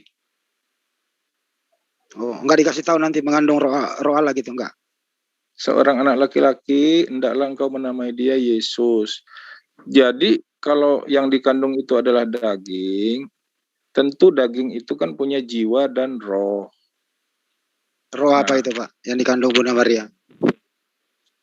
Ya kalau Yesus itu punya Roh Kudus, Roh Allah yang ada di dalam rahim Maria, dan Roh Allah itu maha hadir di jagat raya ini, tidak hanya di rahim, tidak hanya di rahim Maria. Ya, jadi kesimpulannya Bunda Maria mengandung Roh Allah dalam diri Yesus ya. Ya. Ya, betul. Oke, kasih lanjut yang lain. Oh, dalam ini ya, kita boleh sambung ya? Boleh ya? Boleh. Dalam Perjanjian Lama, itu ya, Kisah Para Rasul ayat 29, itu tertulis ya, sangat jelas ini. Ini dalam tulis saya. Maka oleh sebab itu, sebab kita jadikan Allah, adalah patut kita menyangkakan zat Allah. Ini zat ini bukan roh.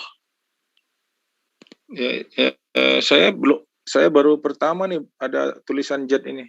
Nah, ini Kisah Para Rasul terjemahan lama. Oh, terjemahan lama ya? Ya, pantesan saya belum sempat baca. Itu baca lihat. Itu ada tertulis zat Allah, bukan roh Allah. Ya, memang itu udah dikoreksi, Bro. Kalau dikoreksi, ini terjemahan lama. Ya, mungkin begini pertanyaannya. Mungkin pertanyaan Pak gini. Yang benar yang mana? Yang terjemahan lama apa terjemahan baru yang dipegang sekarang gitu? Itu pertanyaannya mungkin dulu. Itu adalah yang asli di kitab aslinya itu yang benar. Ini kan ada ini yang dipakai oleh sebelum dirubah. Ini kan nampak ini. Kan nampak kan? Ya, betul. Maka oleh sebab itu, sebab kita jadikan Allah, dia adalah patut kita menyangkakan zat Allah lah. Zat Allah kan bukan roh Allah. Betul. Allah bukan roh. Betul. Terjemahan lama ini kan ngambilnya dari bahasa aslinya, Alkitab bahasa aslinya. Jadi kalau diterjemahkan yang terjemahan sekarang roh itu salah. Enggak, yang mungkin pertanyaannya gini, sebentar saya luruskan. Pertanyaan mungkin gini ya. Pak Nyoman yang benar yang mana? Yang lama apa yang baru gitu loh. Ketika kita berada di zaman dulu, ketika diterjemahkan dengan zat, itulah kata yang paling tepat mungkin yang dimiliki oleh para ahli penerjemah pada zaman itu. Tetapi kita tetap harus mengacu kepada bahasa aslinya, bahasa asli dari Alkitab itu, yaitu bahasa Ibrani. Terjemahan lama sangat jelas ditulis zat Allah. Lo kok tiba-tiba ada di roh? Ya enggak apa-apa, karena saya baca dulu nih Yunaninya. Iya, enggak apa-apa, Bro. Itu kan hanya terjemahan yang mungkin pengertiannya diperjelas oleh zaman sekarang menjadi roh, bahwa itu adalah roh. Nah, satu lagi nih, Pak Nyoman. Jadi Pak Nyoman, sebentar. Jadi Pak Nyoman sekarang megang roh, bukan yang zaman itu lagi. Pak Nyoman ya. Yang zat saya sudah tidak menggunakan kata zat Allah. Saya gunakan roh Allah. Roh. Ya, kalau yang dimaksud zaman dulu adalah roh, mungkin maksudnya sama. Tetapi lebih baik kita mengacu kepada bahasa aslinya aja supaya lebih adil. Oke, lanjut. Ini mau tanya nih sama Pak Nyoman. Silakan. Ya, Pak Nyoman, tadi menurut penjelasan Pak Nyoman, kalau roh manusia sama dengan roh binatang kan? Bukan, binatang nggak punya roh. Maksud saya tadi, mungkin salah dengar ya. Kalau roh manusia itu tidak punya connect dengan roh Allah, itu sia-sia, ibarat binatang, mati seperti binatang. Binatang nggak punya roh, manusia punya sebenarnya. Cuman dia tidak connect dengan roh Allah, sehingga diibaratkan sama aja dengan binatang. Pak, kalau binatang nggak punya roh, berarti dia nggak bisa hidup dong? Punya jiwa kan? Ya, setiap orang yang bernyawa itu pasti dititipkan roh. Baik itu manusia, baik itu binatang, pasti ada rohnya, Pak. Ya, kalau binatang itu hanya punya jiwa. Kalau manusia kan rohnya itu nggak bisa mati. Kalau binatang itu setelah mati itu habis, nggak ada apa-apa lagi, karena dia hanya punya tubuh dan jiwa, binatang itu. Ya, tapi jadi kan nggak diadili. Tidak diadili Memang iya betul, binatang tidak diadili. Tapi tetap dia punya roh gitu, Pak. Kalau Bapak bilang binatang nggak punya roh. Dia hidup juga gitu loh. Jadi nggak ada. Ya udah. Nggak ada binatang punya roh. Oke deh. Ya, udah, jangan dipaksa, udah. Ya. Nah, dalam bahasa Pak Nyoman, Alkitab memang binatang tidak ada rohnya. Jiwa dan tubuh. Nyoman. Dalam bahasa aslinya tidak ada disebut ruh Elohim. Kisah para rasul itu. Kegatian. Nggak ada aslinya. Biar Kang Elohim. Tian Kang Ade mau ngomong. Ya Kang Ade mau ngomong, monggo. Kita lihat ya. Lihat ya. Dalam bahasa aslinya ya. Ya. Silakan. Bahasa aslinya.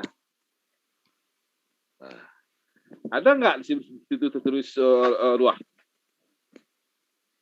Ada nggak? Coba lihat. Ini yang kitab mana nih? Pasal berapa? Ayub. Kisah Rasul 17 ayat 29 ya. Ya, ada nggak di situ ruah? Coba carikan pula itu. Tak ada pula lah itu. Ini ayatnya yang mana nih? Saya nggak bisa baca ini. Kisah para Rasul 7 ayat 29. Ini itu kisah para rasul, Pak. ACT itu kisah para rasul, Pak. Itu teks asli Yunaninya itu. Itu kisah Yunani ada nggak itu? Bahasa Indonesianya nggak ada kan? Aduh, tadi bahasa Indonesia nggak baik, disuruh ke bahasa originalnya, dikasih bahasa yang aslinya, kembali lagi ke bahasa Indonesia. Ini gimana sih, seperti berputar-putar ini, seperti gasing. Tadi katanya disuruh. Itu aja sih komentarku ya. Assalamualaikum, Pak Hidayat. Tulis bahasa ruh sini. Waalaikumsalam warahmatullahi taala wabarakatuh. Saya nyimak dulu lah. Sehat, Mas? Alhamdulillah. Namanya apa ini? Lama kangen juga dengar suaranya ini. Alhamdulillah sehat, masih dalam tahap pemulihan. Oke, gimana Pak Nyoman?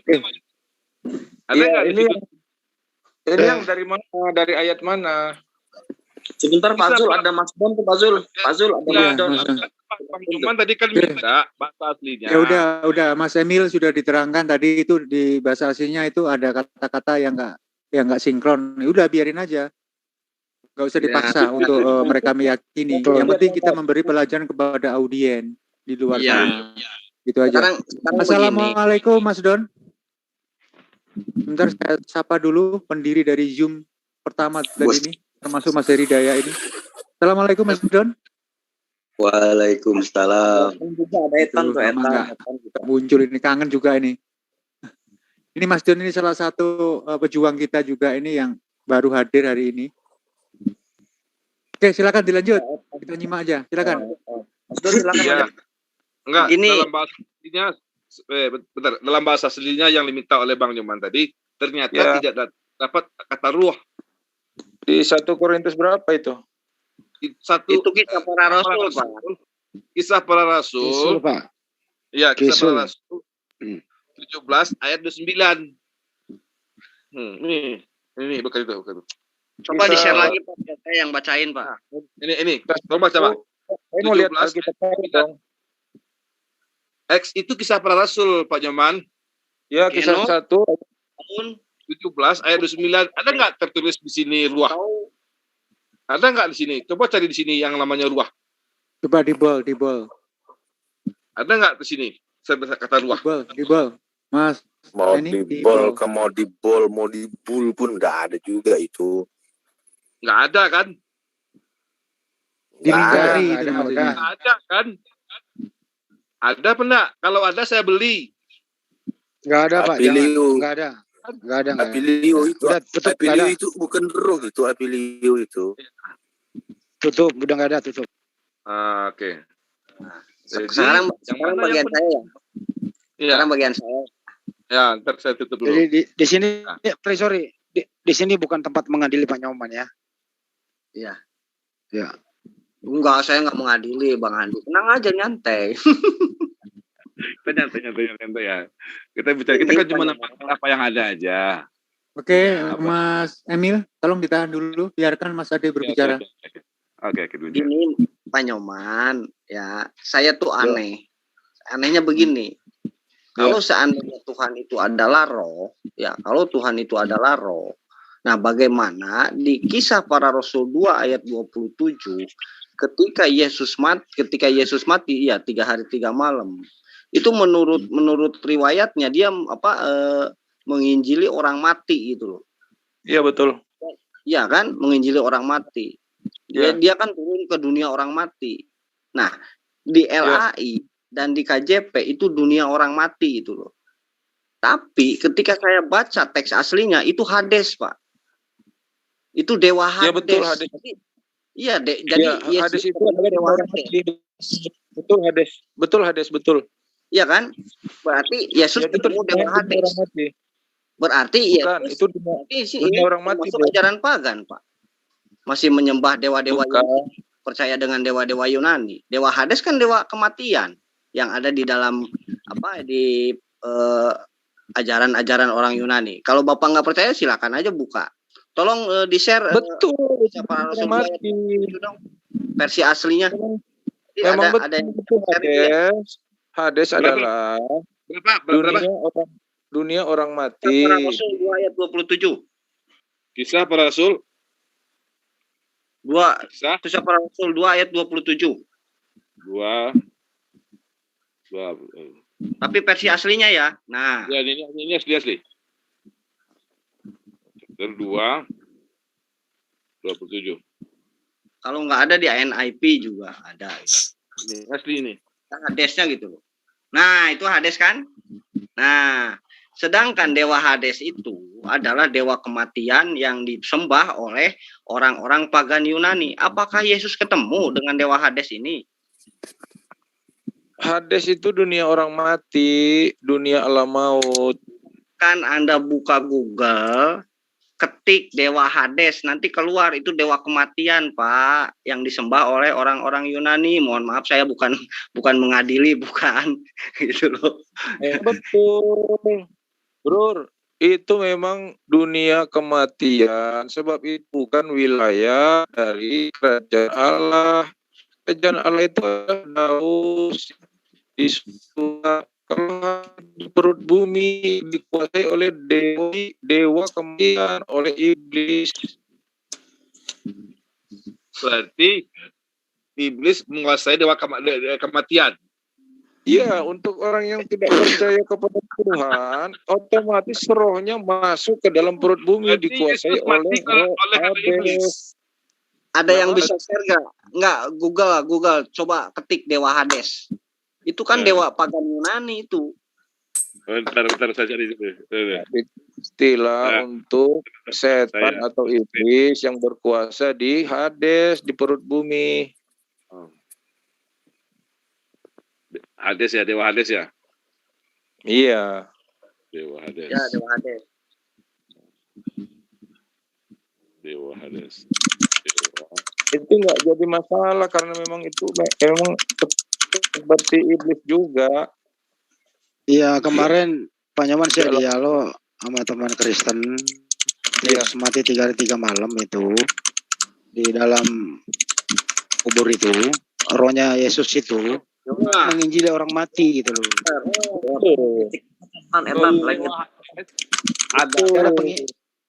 Jadi ada penginjilan dalam kuburan. Dewa Hades ini ternyata dewanya orang Yunani.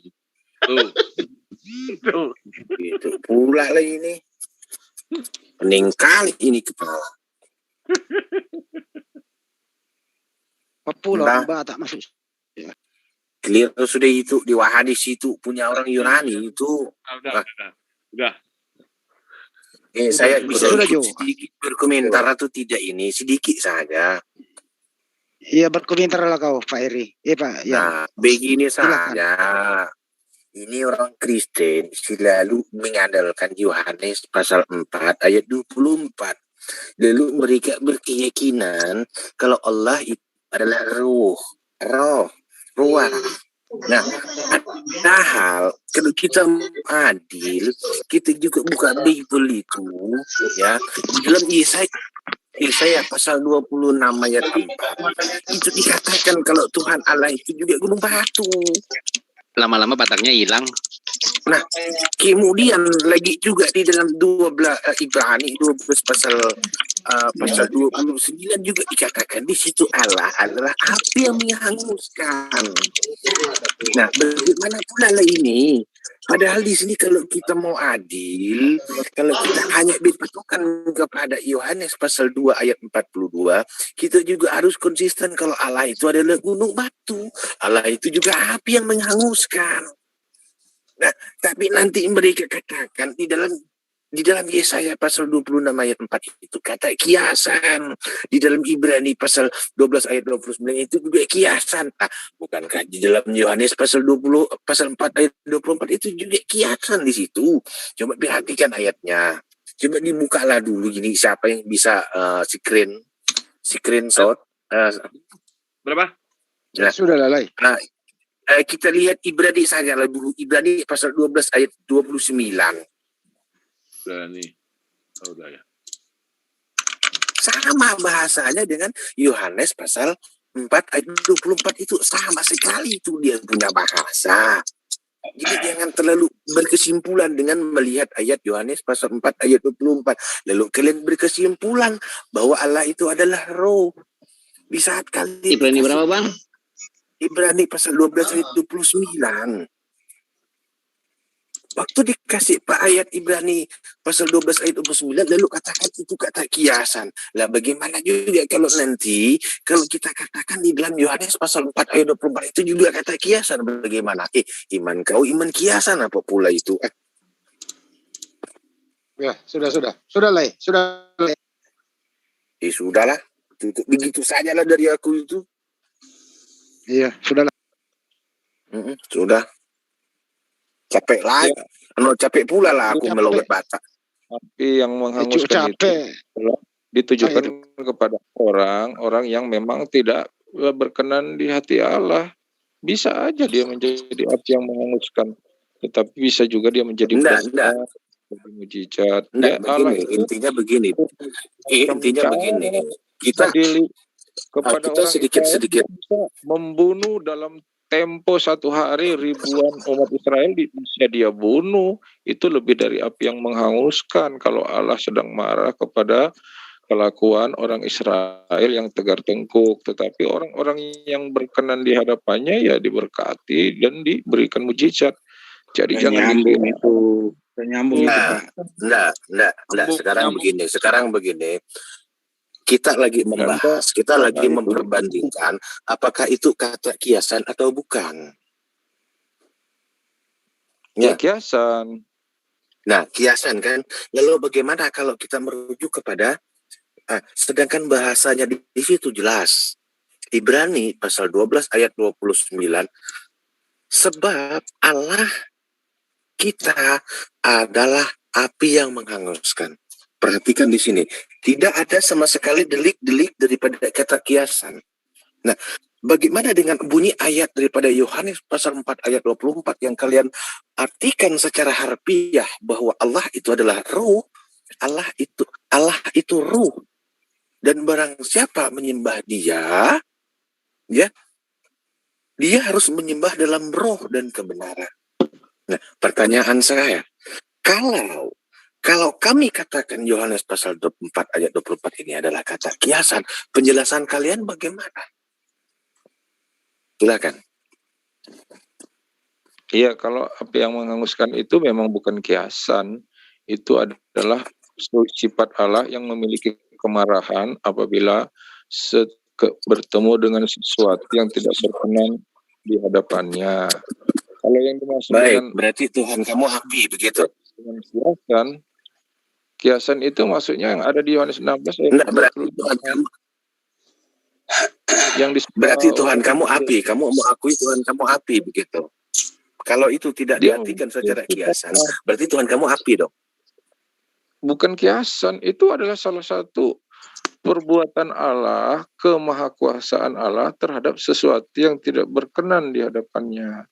Dia tidak berarti kepada orang yang dikenannya dia melakukan menjadi api yang menghanguskan, itu salah. Kepada musuh-musuh orang Israel, sampai Allah mengatakan api yang menghanguskan. Jadi begini, Berarti kamu mau katakan itu bukan kata kiasan. Sekarang Tuhan yang kamu sembah, ini yang berfirman di dalam Ibrani pasal 12 ayat 29. Apa bedanya kalian dengan penyembah api? Kiasan itu ada di Yohanes 16 ayat 25 dan 26.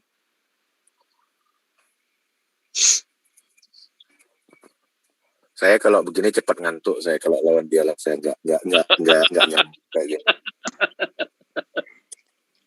Tidak bang, kalau saya menurut saya jangan ketawa.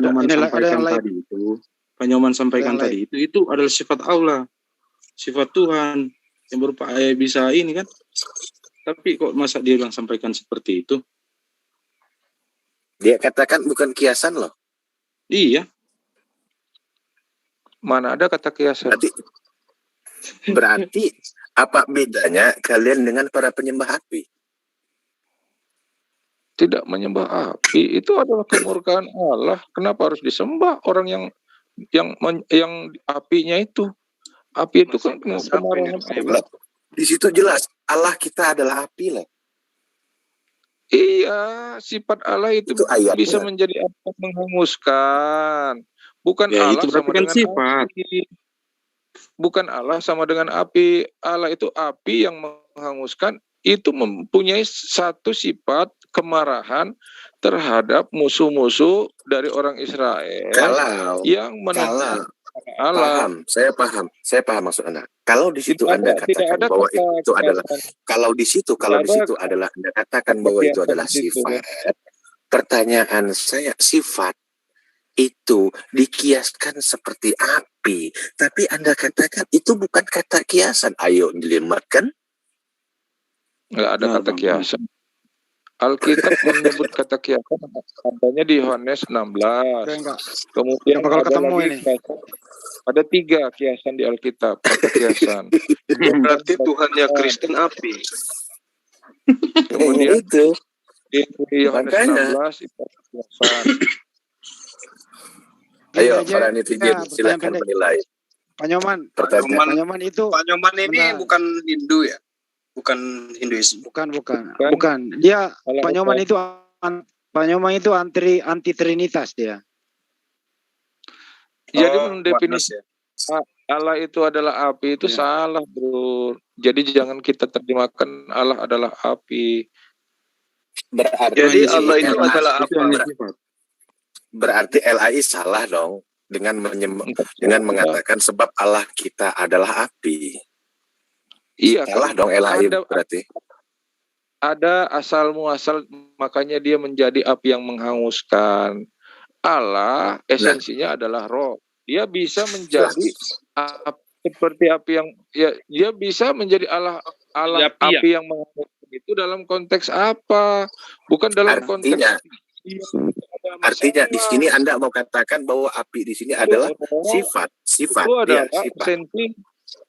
Kalau roh itu adalah esensi dasar dari Allah.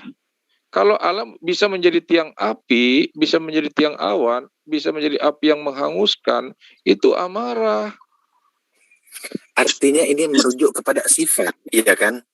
Sifat itu. Ya marah dong, marah. Kalau dia merujuk kepada sifat, artinya di sini adalah kata kiasan. Tetapi Anda katakan ini bukan kata kiasan. Ayo, bukan Anda kata sendiri kiasan, karena arti kiasan yang Anda maksudkan itu berbeda menurut konsep Alkitab. Kalau bukan kata kiasan, artinya Tuhan kamu api. Itu adalah ibarat, bukan kiasan. Kalau kiasan itu ada di ayat 25. Astaga, sekarang apa bedanya antara ibarat dengan kias? Beda jauh. Aduh. Jangan dimasukkan sebagai kiasan. Ada di ayat mana dikatakan bahwa Allah itu adalah roh?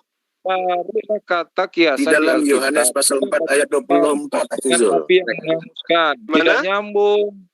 Yohanes pasal 4 ayat 24. Ya. Ada yang bisa nunjukin dalilnya enggak dalam original teks? Coba. Bentar Mas. Yohanes berapa? Yohanes 4 ayat 24 enggak bunyinya Allah adalah roh. Salah itu. Allah itu roh. Kalau menurut terjemahan kan Allah itu roh. Ya, Allah itu roh. Tapi kalau di original teksnya ada nggak nunjukin Allah itu adalah roh? Yohanes 4 ayat 24. Original teksnya. Lengkap kali kau punya aplikasi. Aku download semua, Bang. Tapi sorry nih. Rata-rata Kristen itu hanya terjemahan saja. Jadi percuma main ini. Dia nggak tahu Pak Nyoman. Assalamualaikum. Makanya dibantu untuk dipahami gitu loh. Kalau yang menguasai bahasa apa tuh di sini artinya Pak tuh? Nyoman. Di sini Pak Nyoman. Di mana ada roh di sini Pak Nyoman? Di mana ada kata roh di sini Pak Nyoman? Iya, mana? Ini Yohanes pasal 4 ayat 24. Ya, Yohanes 4:24. Tadi ya, yang dikatakan yang dikatakan tidak ada roh ya. Nah, Ya, sekarang kalau di mana kata roh? di kitabnya Lai itu kan Allah itu adalah roh. Nah, Oh, kalau itu di roh, original gitu teksnya mana? Kalau Ada di nggak? LI itu Allah itu roh gitu. Bukan adalah Allah itu roh. Enggak pakai kata adalah, enggak. Ada Allah kata itu roh. Gitu. Iya, spirit itu kekuatan, spirit itu boleh diartikan roh. Terus Iya, roh. yang dikatakan Allah itu adalah roh mana ayatnya? Ini kan yang jelas di sini adalah roh Allah. Sama ketika rumah Allah, bait Allah atau hamba Allah. Kalau roh Allah, roh Allah dengan roh adalah Allah itu adalah roh, beda loh. ya yang dimaksud Allah itu adalah rohnya, roh Allah itu ya roh. Roh Allah dengan Allah adalah roh itu beda. Roh Allah dengan Allah adalah roh beda. Beda. Sama ketika bait Allah dan Allah adalah bait itu beda. Rumah Allah dengan Allah adalah rumah itu beda. Beda. Nggak ada kan? Ya, jadi kan. Nggak ada juga hanya pekerjaan lain aja itu. Di original teksnya nggak ada juga ternyata nggak ada. Malu kali aku. Jadi udah aja simpulkan satu bahwa di original teks nggak ada satu orang yang bicara biar Pak Nyoman paham gitu loh. Enggak, memang saya sekarang tidak original text karena saya itu bukan ahli bahasa Ibrani dan Yunani. Oh, tetapi enggak bisa begitu, Pak. Enggak bisa begitu. Kalau ada begitu, Pak Nyoman itu Nah, sekarang yang mendekati kebenaran original teksnya atau terjemahannya? Original teks dong. Kalau saya suka mencari tahu itu dari bahasa Inggrisnya aja paling tinggi. Inggris juga terjemahan. Inggris juga terjemahan, Pak. Inggris juga terjemahan. Jadi mulai sekarang ayat yang mengatakan bahwa Allah itu adalah roh itu harus Anda hapus di dalam benak Anda karena itu tidak ada. Ya, saya kan nggak bisa melaksanakan itu sebelum saya memahami dengan betul bahwa itu sudah jelas dikatakan pneuma hotheos, roh Allah, bukan Allah adalah roh, kebalik itu. Roh Allah. Jadi kita bisa ambil kesimpulan sementara ini boleh dikatakan keracunan terjemahan dan titik. Itu God is a spirit. Allah adalah iya, tapi original teksnya enggak gitu. Bukan teho penama, bukan, tapi penema hotheos. Kenapa diterjemahkan menjadi seperti itu ya? Nah, itu dia. Tahu. Lainnya sebentar. Pak Nyoman.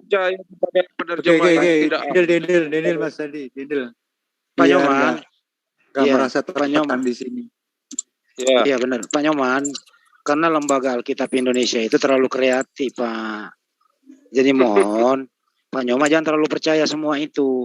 Ini kalau ada kata-kata sebentar Pak Nyoman, ada kata-kata yang agak krusial, benar-benar mau tentang Tuhan, dicek dulu di orinya gitu loh. Boleh yang lain nggak dicek, tapi yang krusial, yang paling sebentar Bang, yang paling fundamental gitu loh, harus dicek dulu benar apa enggak gitu loh. Itu Pak Nyoman. Saya akan cek.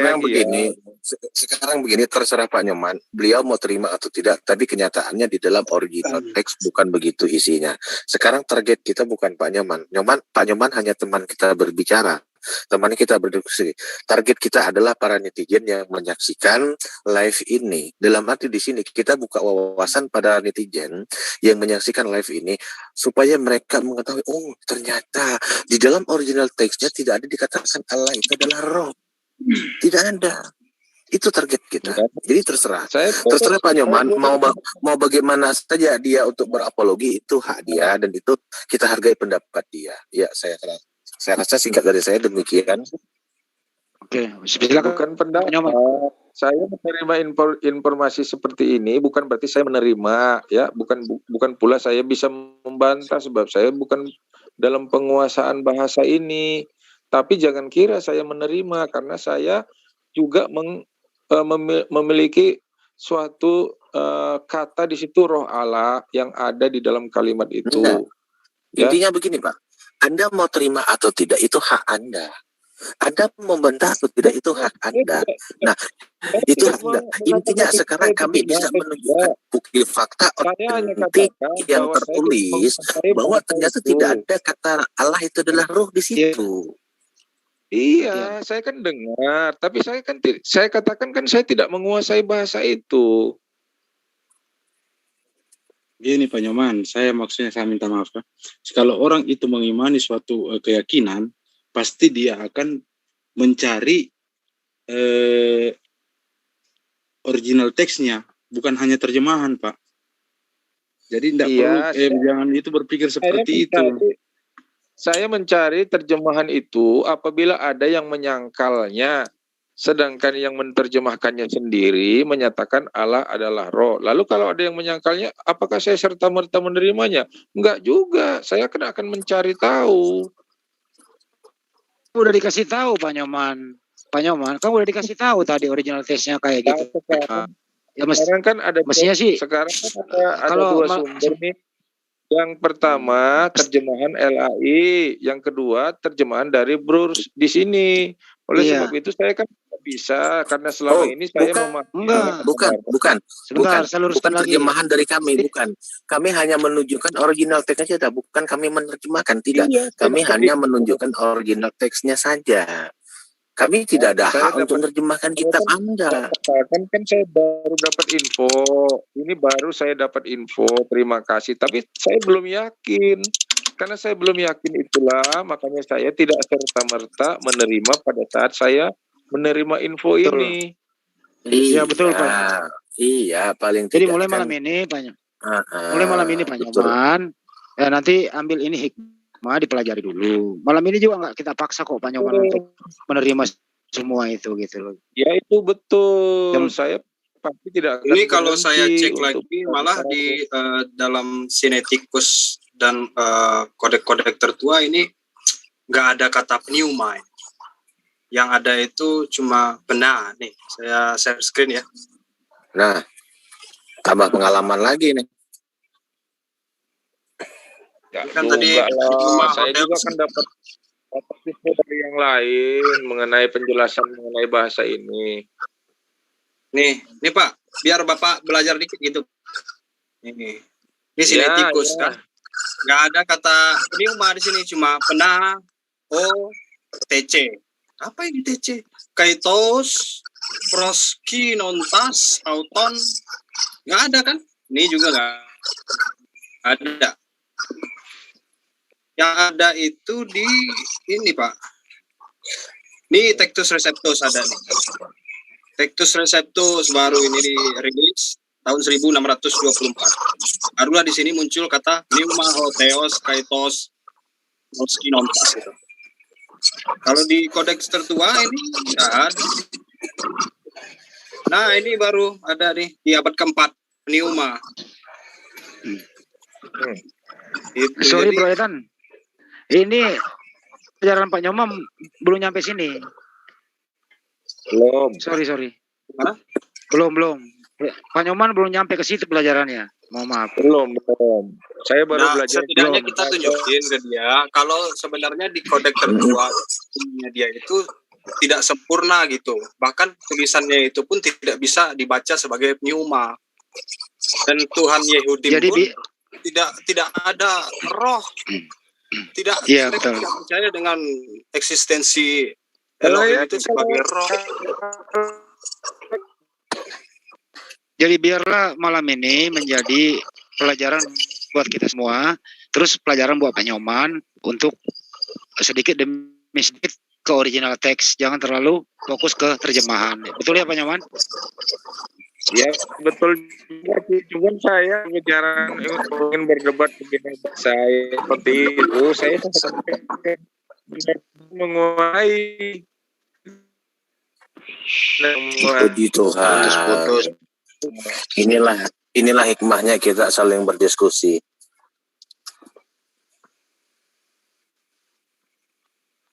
Pak Nyoman kok orangnya legowo kok. Nggak nolak, nggak nerima. Iya. Tadi dicek dulu nanti. Tapi memang itu nggak apa-apa. Tapi kan saya juga saranin juga, coba berani beradu dengan orang yang menguasai bahasa itu gitu loh. Udah boleh. Pak, udah Kalau sering memang dicek, betul Pak. kalau memang betul Anda punya rekomendasi orangnya, silahkan. Ya itu yang siapa kira-kira yang menguasai siapa kira-kira yang Anda rekomendasikan? Ya, siapa kira-kira orang yang Anda rekomendasikan untuk berbincang dengan kami di sini? Siapa kira-kira orang yang menguasai tentang original teks?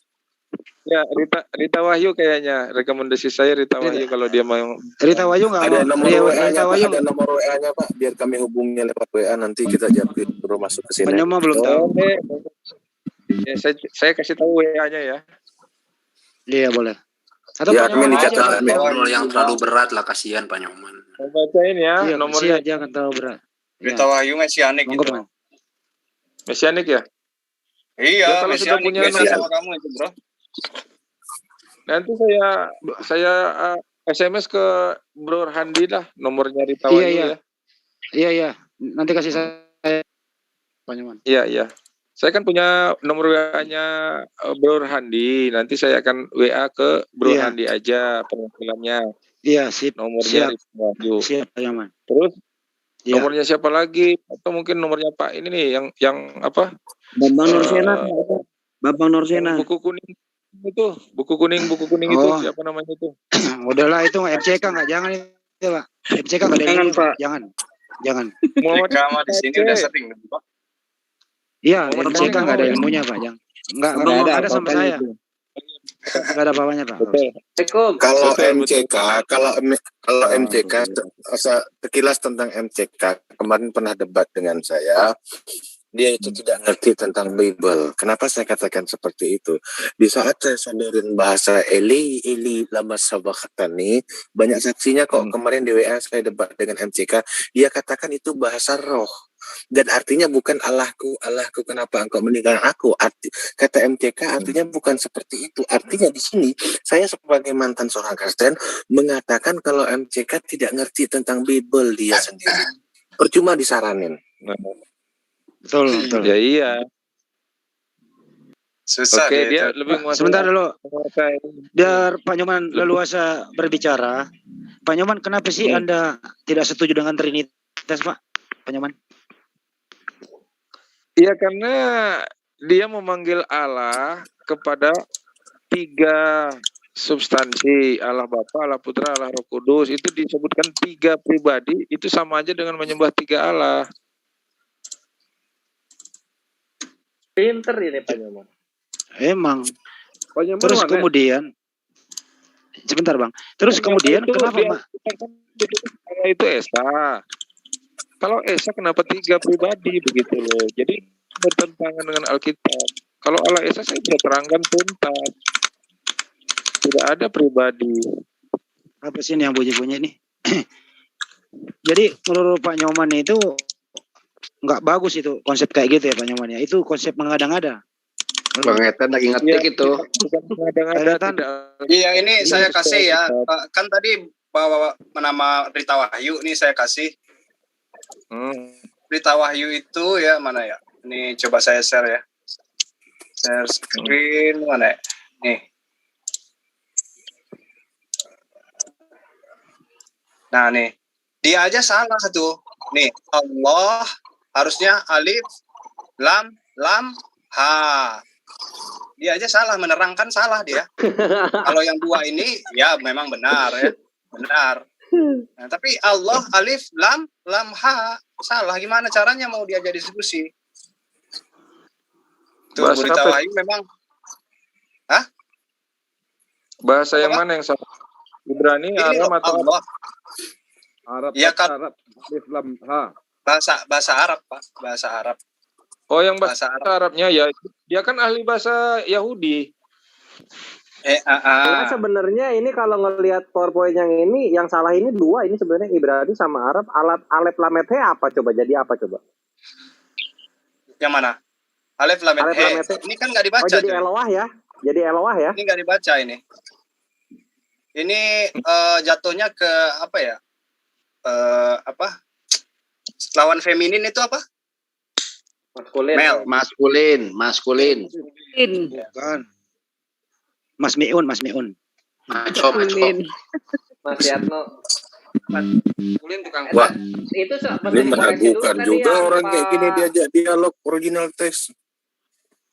Loh, bukan bro. Dia itu lulusan dari Israel. Dia kuliah di Enggak, Israel. begini, walaupun Anda cerita tentang apa namanya risalah dia lulusan mana-mana, fakta yang ada di dalam screen ini di sini meragukan sekali kalau dia itu bisa diajak dialog original text. Karena kita itu belajarnya dari Google, cuman sepotong. Tapi Berita Wahyu sangat menjunjung tinggi nama Allah loh. Dia mengancam setiap orang Kristen ya yang mempelesetkan maupun menghina nama Allah itu sebagai Khilul Hashem. Iya, benar. Coba aja dibuka Zoom meetingnya dia. Selalu begitu. Benar-benar. Itu saya respect sih sama Berita Wahyu. Memang walaupun ini salah ya, nggak apa-apa sedikit kayak gitu kan. Tapi dia sangat menjunjung tinggi nama Allah. Betul, Bro Etan. Di original text Bible itu ada kata Allah. Bang Adi? Nggak ada sih kalau kita bicara jujur, nggak ada di dalam Taurat.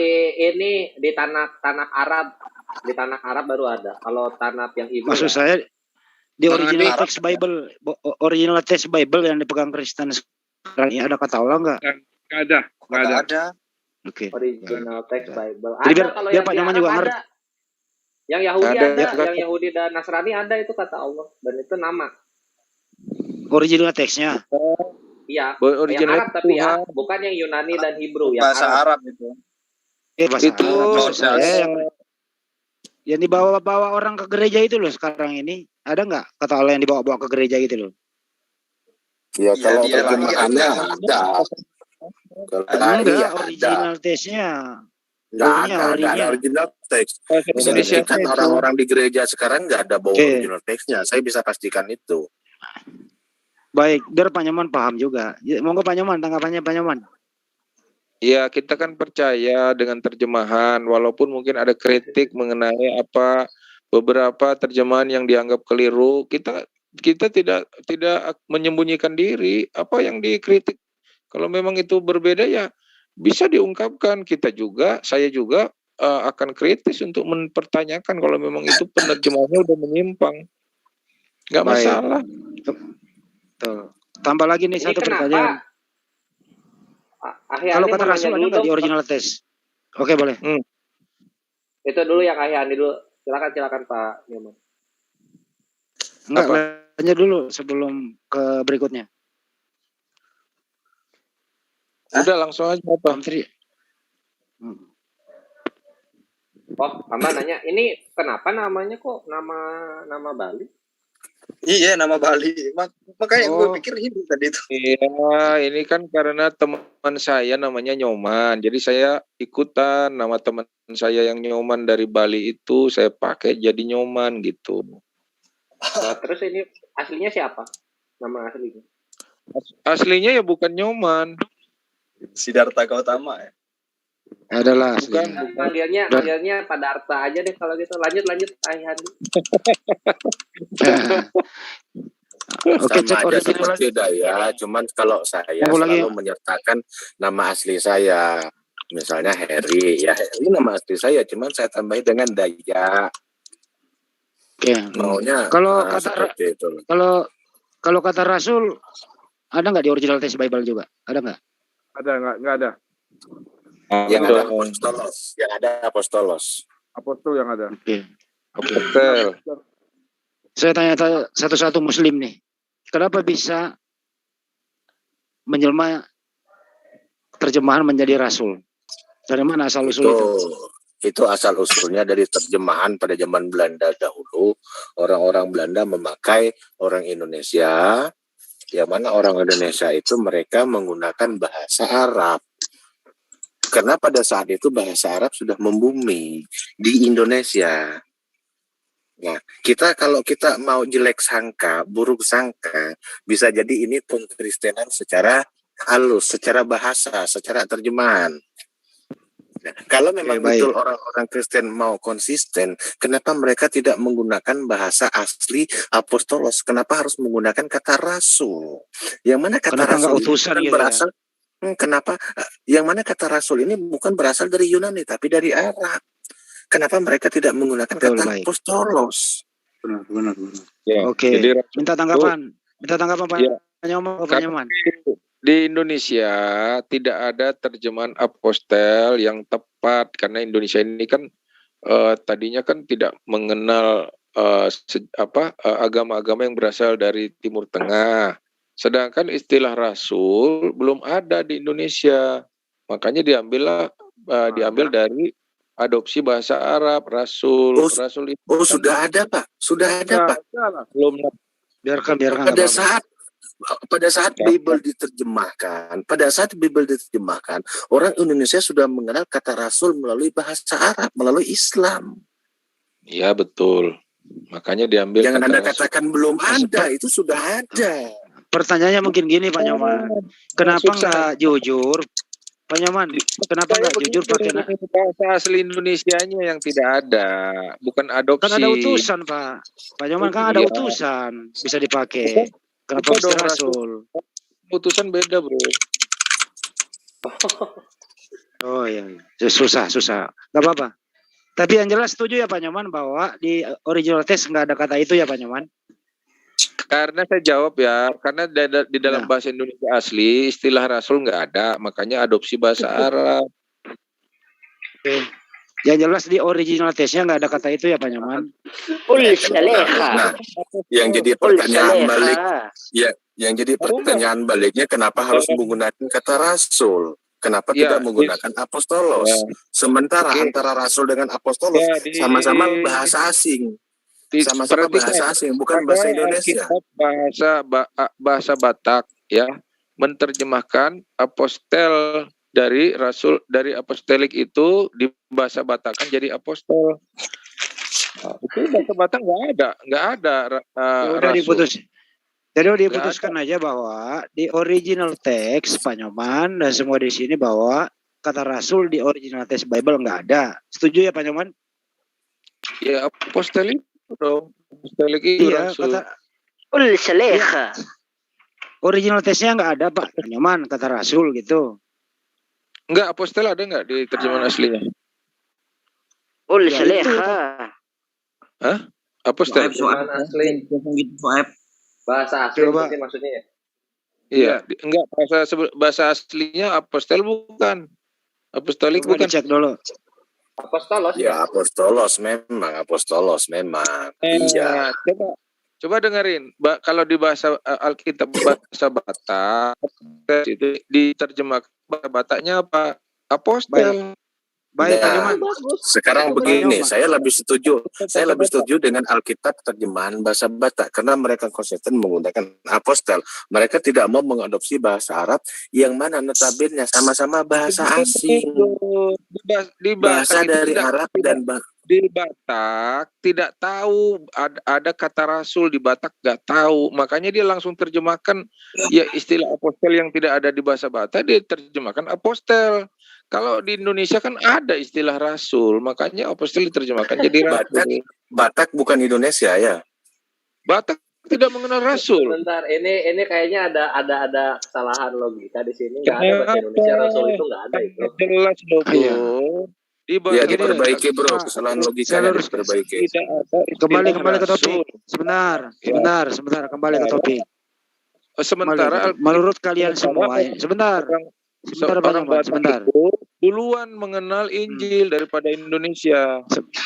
Sebentar Pak Nyoman, saya mau nanya kalian di sini semua.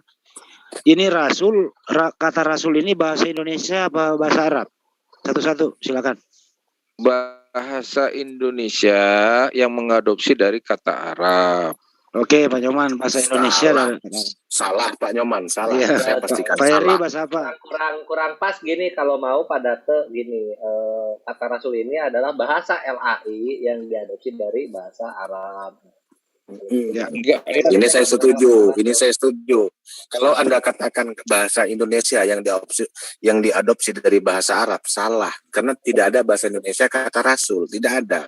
Yang ada adalah rasul ini adalah bahasa Arab yang diadopsi oleh Bible. Saya bertanya kembali biar lurus nih, cepat nih.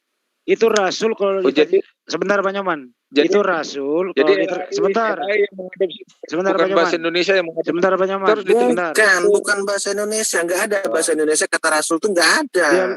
Karena itu kita harus teliti dulu apa yang LAI yang salah mengadopsi langsung, apa LAI betul mengadopsi dari bahasa Indonesia lalu dimasukkan ke LAI. Jelas salah, karena bahasa Indonesia karena rasul bukan bahasa Indonesia. Kalau memang LAI kalau LAI konsisten mau menerjemahkan, kenapa tidak pakai kata utusan atau tidak pakai kata apakah yang asli bahasa Indonesia? Tapi kenapa harus menggunakan kata rasul yang notabene sama-sama bahasa asing?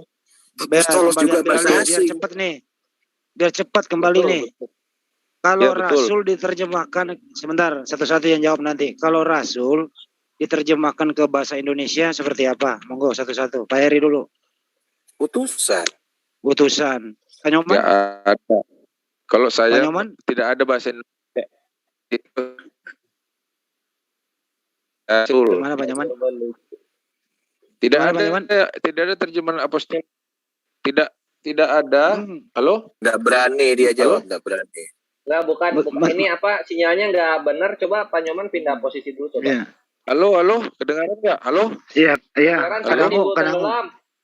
Kadangu. Mangga. Saya dari tadi udah ngomong bahwa tidak ada terjemahan Indonesia yang tepat untuk rasul, ya untuk apostolik. Tidak tahu, tidak ada.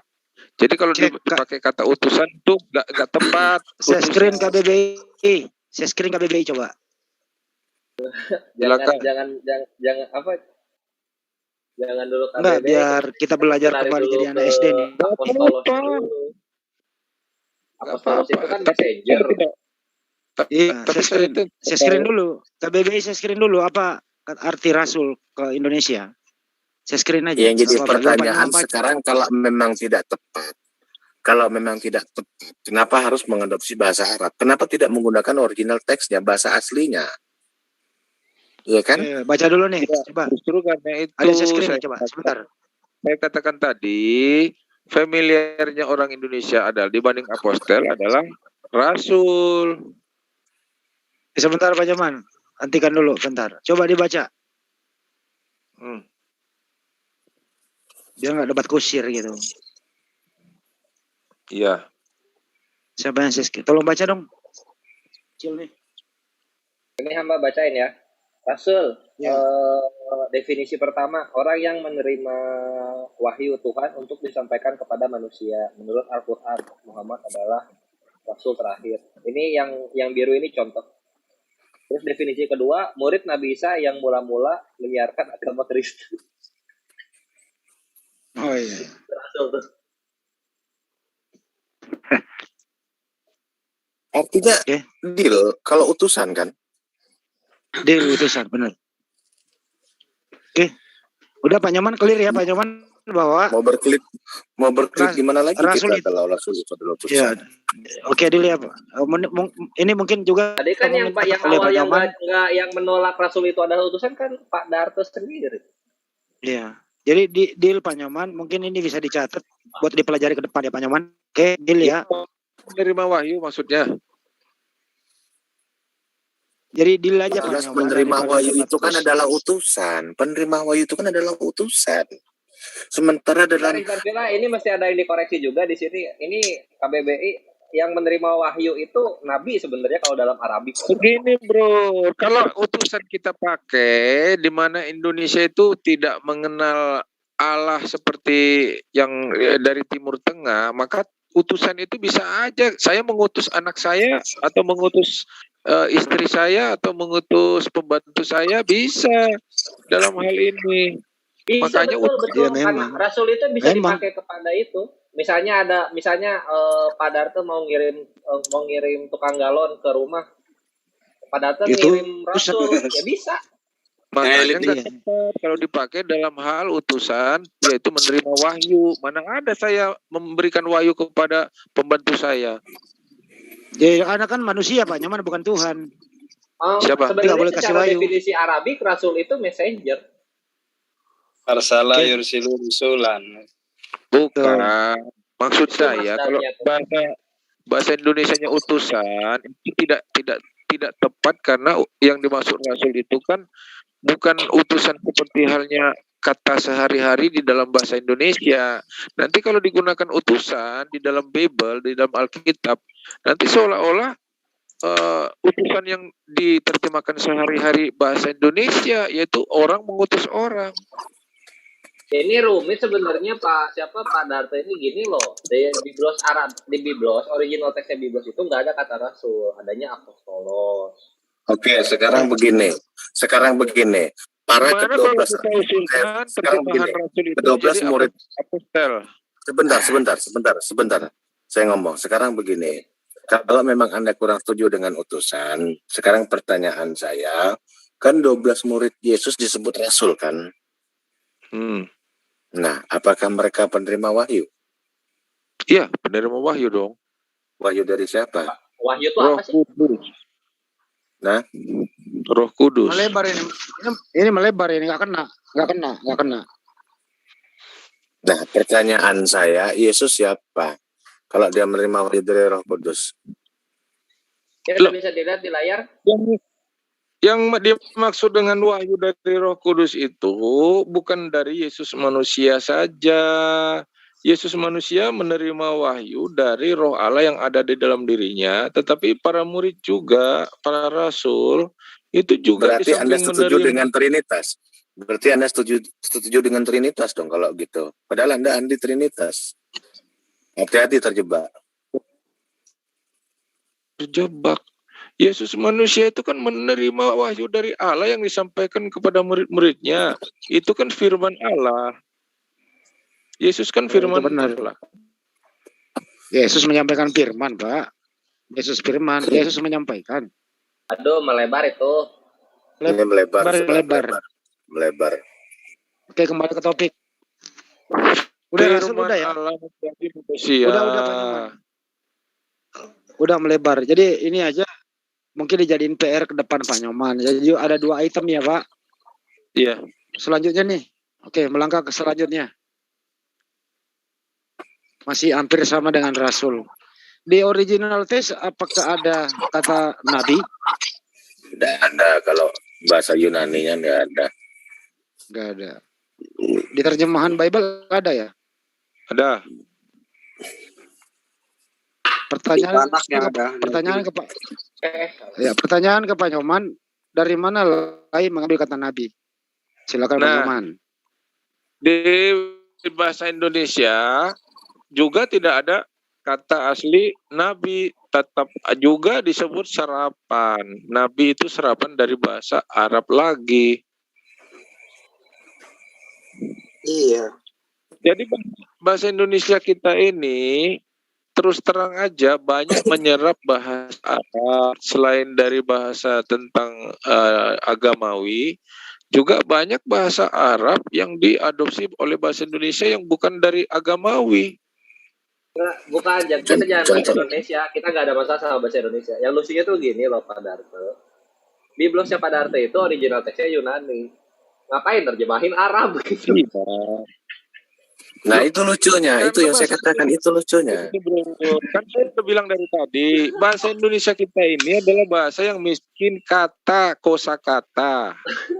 Jadi kalau bahasa Indonesia ini miskin kosakata, maka ketika bahasa Indonesia menyerap kata-kata baru yang tidak ada di Indonesia, tentu berasal tidak hanya dari Arab, dari bahasa Inggris, bahasa Belanda. Pertanyaan saya, kenapa tidak menyerap dari bahasa Yunani? Dengan kata-kata yang asing yang tidak ada dalam bahasa Indonesia, kenapa Bahasa harus Yunani menyerap dari bahasa artinya, Arab? Karena di Indonesia bahasa Yunaninya tidak dikenal, yang dikenal adalah bahasa Arabnya. Artinya nebeng dong, kalau begitu nebeng Quran dong, nebeng Arab dong. Itu bahasa, nebeng bahasa. Jangan dibilang nebeng Quran. Quran jangan mengatakan bahwa mendominasi atau mengatakan bahasa Arab adalah bahasa Quran. Salah. Sebelum Quran turun, bahasa Arab sudah ada. Tapi bahasa Al-Quran bahasa Arab. Ditulis dalam bahasa Arab. Sekarang gini aja, perkapan itu dimiliki oleh Quran. Ya, Yahudi kapan menggunakan definisi rasul gitu? Yahudi.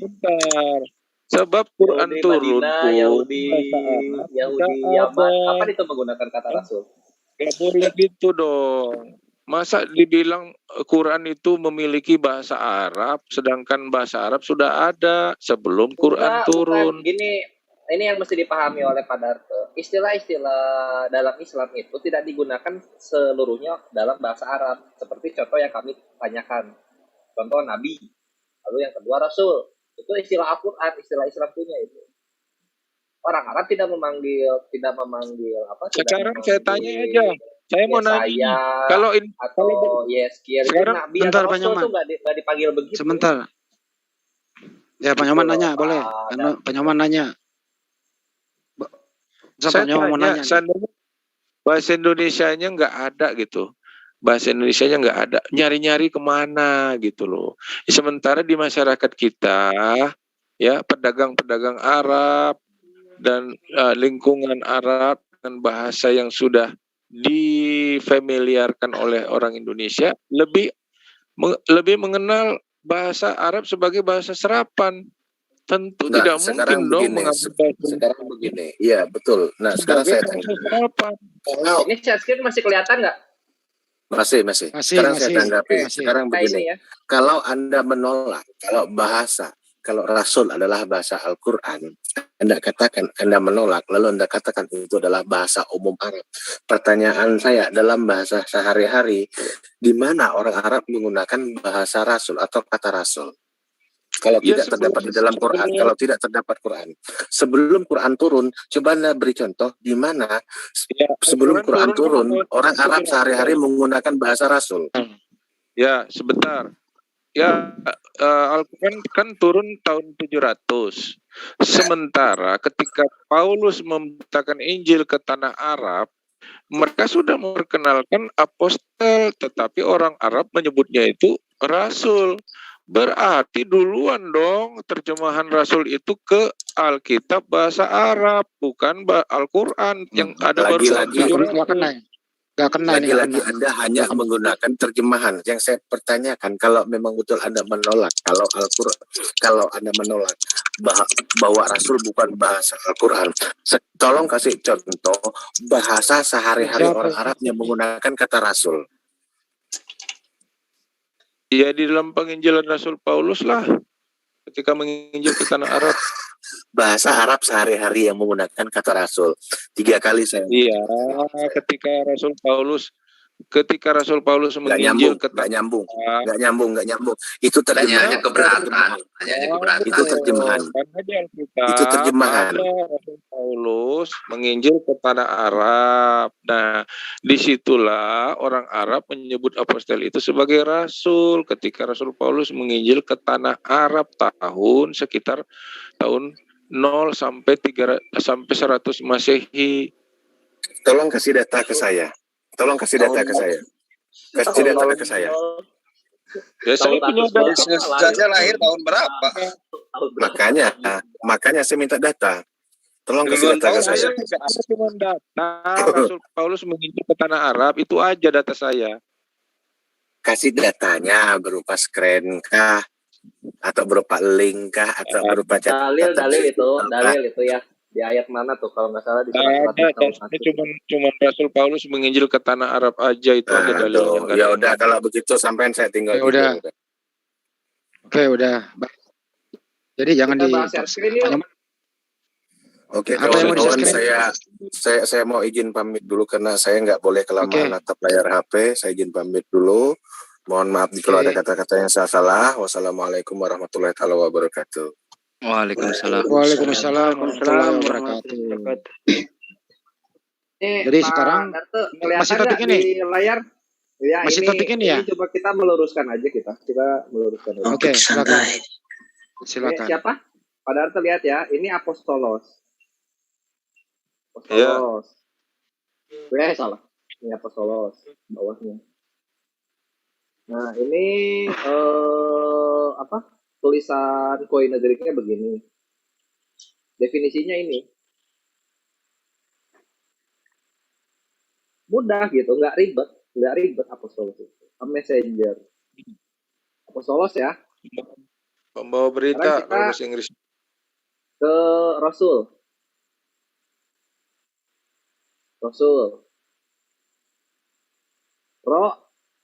Sin, wau, lam, Rasul. Ini Almani. Nah, terus apa yang ininya? Definisinya apa?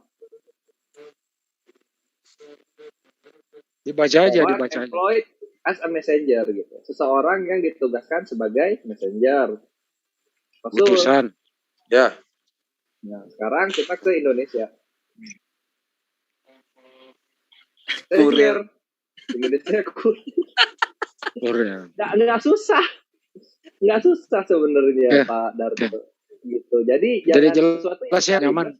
Jangan dibikin ribet. Ditelusuri gampang itu ya. Gampang itu ditelusuri. Ini sih udah jelas sekali kok. Messenger itu ya pembawa pesan gitu loh. Jangan kebanyakan. Sebentar, jangan kebanyakan biar Pak Nyoman sama Pak Aki selayar aja sama Pak Nyoman biar nggak kebanyakan. Ya, silakan Pak Nyoman. Ini mempermasalahkan mengapa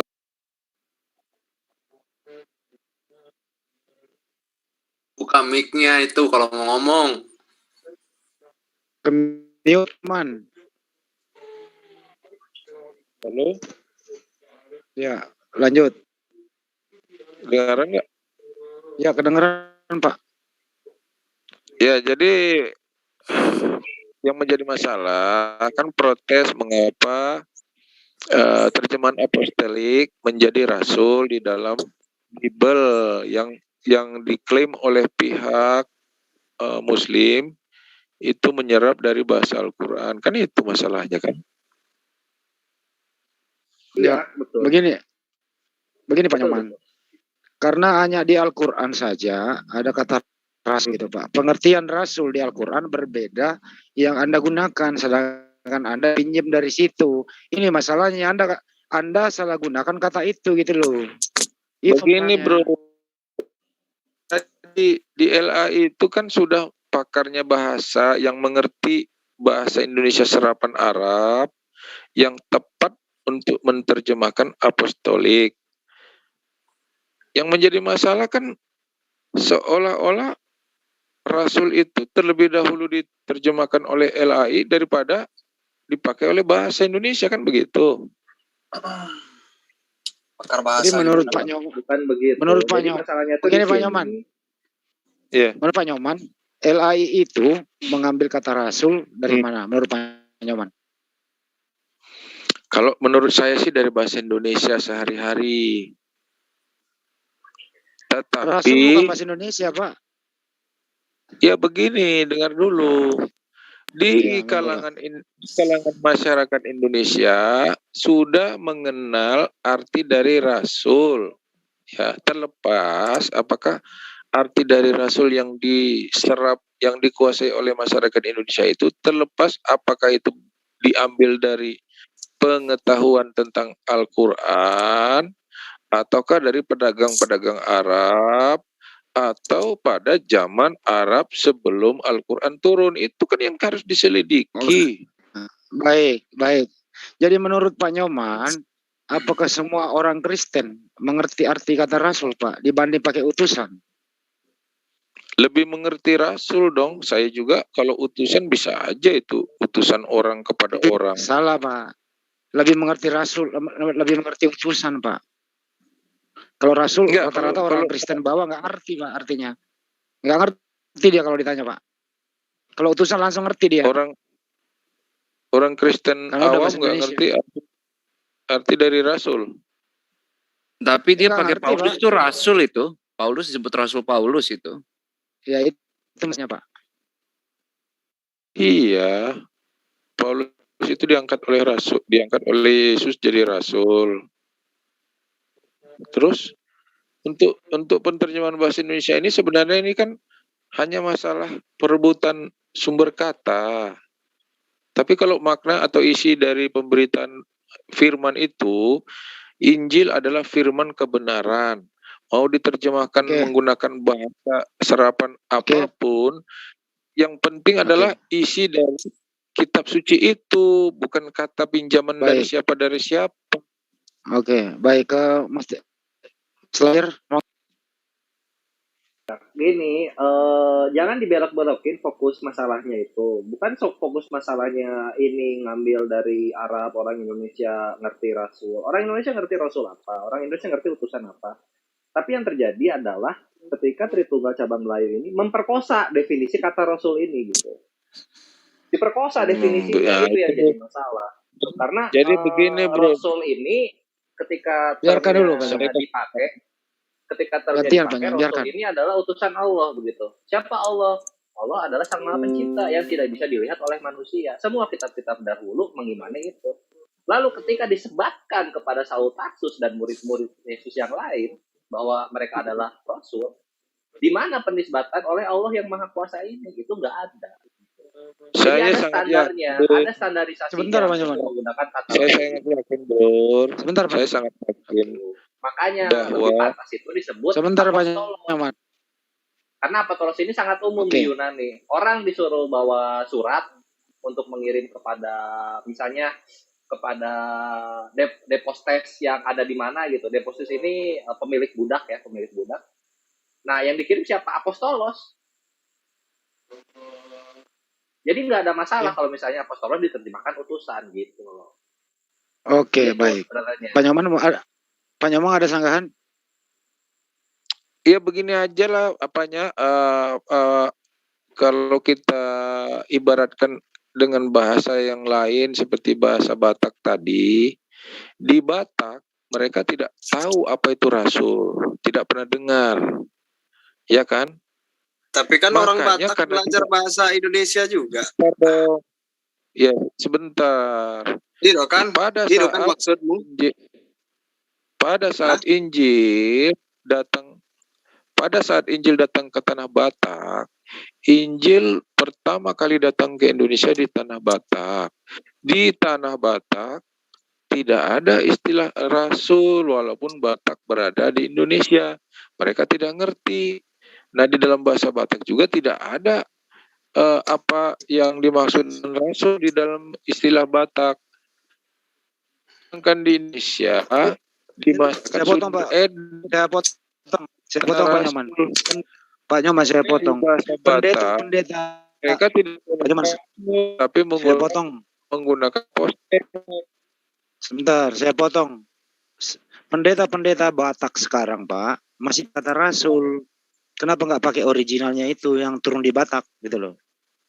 Yang enggak lah, konsisten gitu maksudnya. Bahasa Batak dia pakai apostel.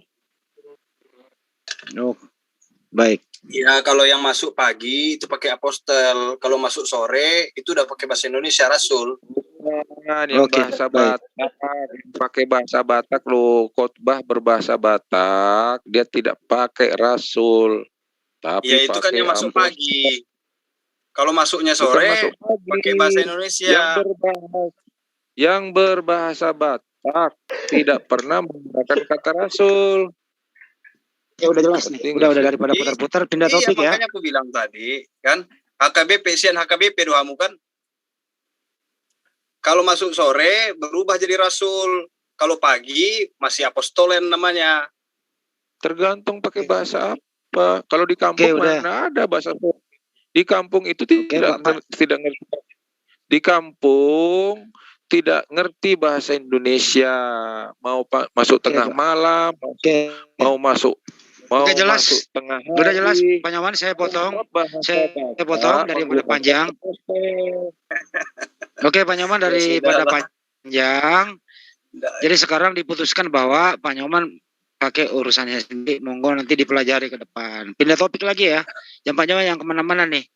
Kenapa di Indonesia saja, Indonesia saja memakai kata Alkitab, sedangkan di luar Indonesia tidak ada pakai nama Alkitab. Pertanyaannya, apakah arti Alkitab dihubungkan dengan Bible? Pak Nyoman mungkin bisa jelaskan sebelum dibantah oleh Muslim. Monggo Pak Nyoman. Nah, kalau Alkitab itu kan kumpulan dari kitab.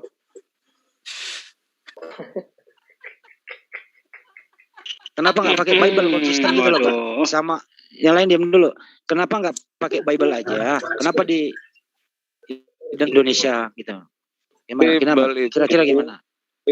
Bible itu terjemahan dari bahasa Inggris ke bahasa Batak, Bible. Kalau ke bahasa Indonesia, terjemahan bahasa Inggris, terjemahan dari bahasa Bible itu bahasa Inggris. Kalau ditaruh ke bahasa Indonesia, ya Indonesia belum mengenal Bible, jadi Alkitab. Oh, Alkitab. Jadi Bible itu. Tapi orang Batak ngomongnya, Bang Andi, orang Batak ngomongnya Bible loh, bukan Alkitab. Bible. Karena di Batak tidak mengenal bahasa Arab, tidak ada mengenal bahasa Arab. Maka dia langsung menerjemahkan. Ya, orang Batak itu menerjemahkan yang bukan yang menyerap dari bahasa Indonesia, tapi karena di dalam bahasa Bataknya tidak ada istilah yang seperti di Alkitab bahasa Indonesia, maka dia langsung kekurangan ini ya. Pak Teddy ini orang Batak. Dari namanya kayak orang Sunda ini. Bukan sebentar, Jawa. Jangan kebanyakan. Jadi menurut Pak Nyoman, waktu Bible atau apapun ini pertama kali dikenal itu bernama apa Pak Nyoman kalau menurut Anda? Pertama kali dibukukan gitu loh. Apa namanya? Markus. Biblos. Bukan. Itu ayat. Enggak tahu ya Pak Nyoman. Bible itu kan bahasa Inggris. Bible itu kan bahasa Inggris. Tapi yang dikenal seluruh dunia kan Bible, Pak. Bahasa aslinya pertama kali keluar itu loh. Bible itu bahasa Inggris. Bahasa Inggris atau adopsi, ayo. Pak Yandi, itu kan dari Belanda. Kayaknya BIJBEL, jadi Bible gitu. Kalau kan dari Belanda. Kalau dari Inggris dari Inggris atau adopsi, ayo jujur. Satu-satu. Saya permudah dulu, sebentar.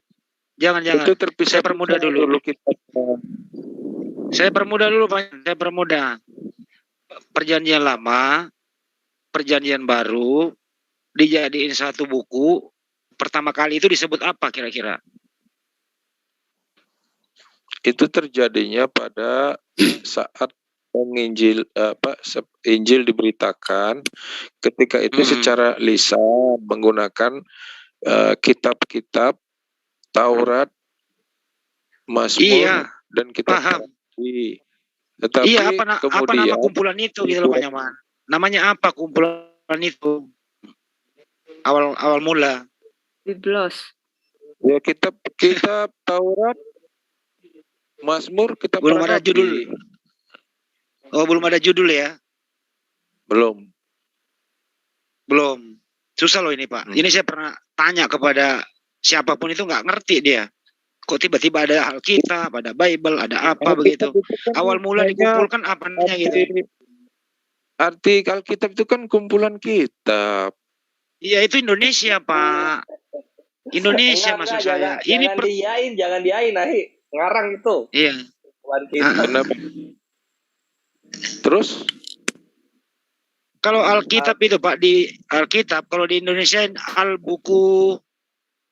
Alkitab itu kalau di Indonesia buku yang itu. Buku yang itu. Iya, buku lah. Tebuk. LL. Oke, sekarang gini aja. Kumpulan kitab. Selain banyak-banyak. Ada juga kitab suci tulis. Kitab suci. Baik. Ada juga Alkitab. Ada juga kitab suci. Ada juga Bible. Ya, kasih kesempatan ke Aki Selayar yang nerangkan. Monggo Aki Selayar. Monggo, dari mana?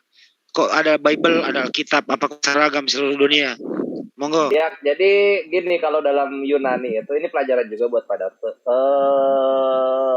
sebenarnya Biblos itu buku biasa. Semua buku disebut Biblos. Mau buku cerita dongeng atau Sakadang Kancil bertemu Sakadang Kuya disebutnya Biblos kalau dalam Yunani. Ketika kita berbicara kitab suci disebutnya Scriptura. Scripture. Nah, itu kitab suci dalam Yunani gitu loh. Sekarang kalau kita ke Arabik, kitab buku. Kutub, kumpulan buku baru. Alkitab, buku yang itu.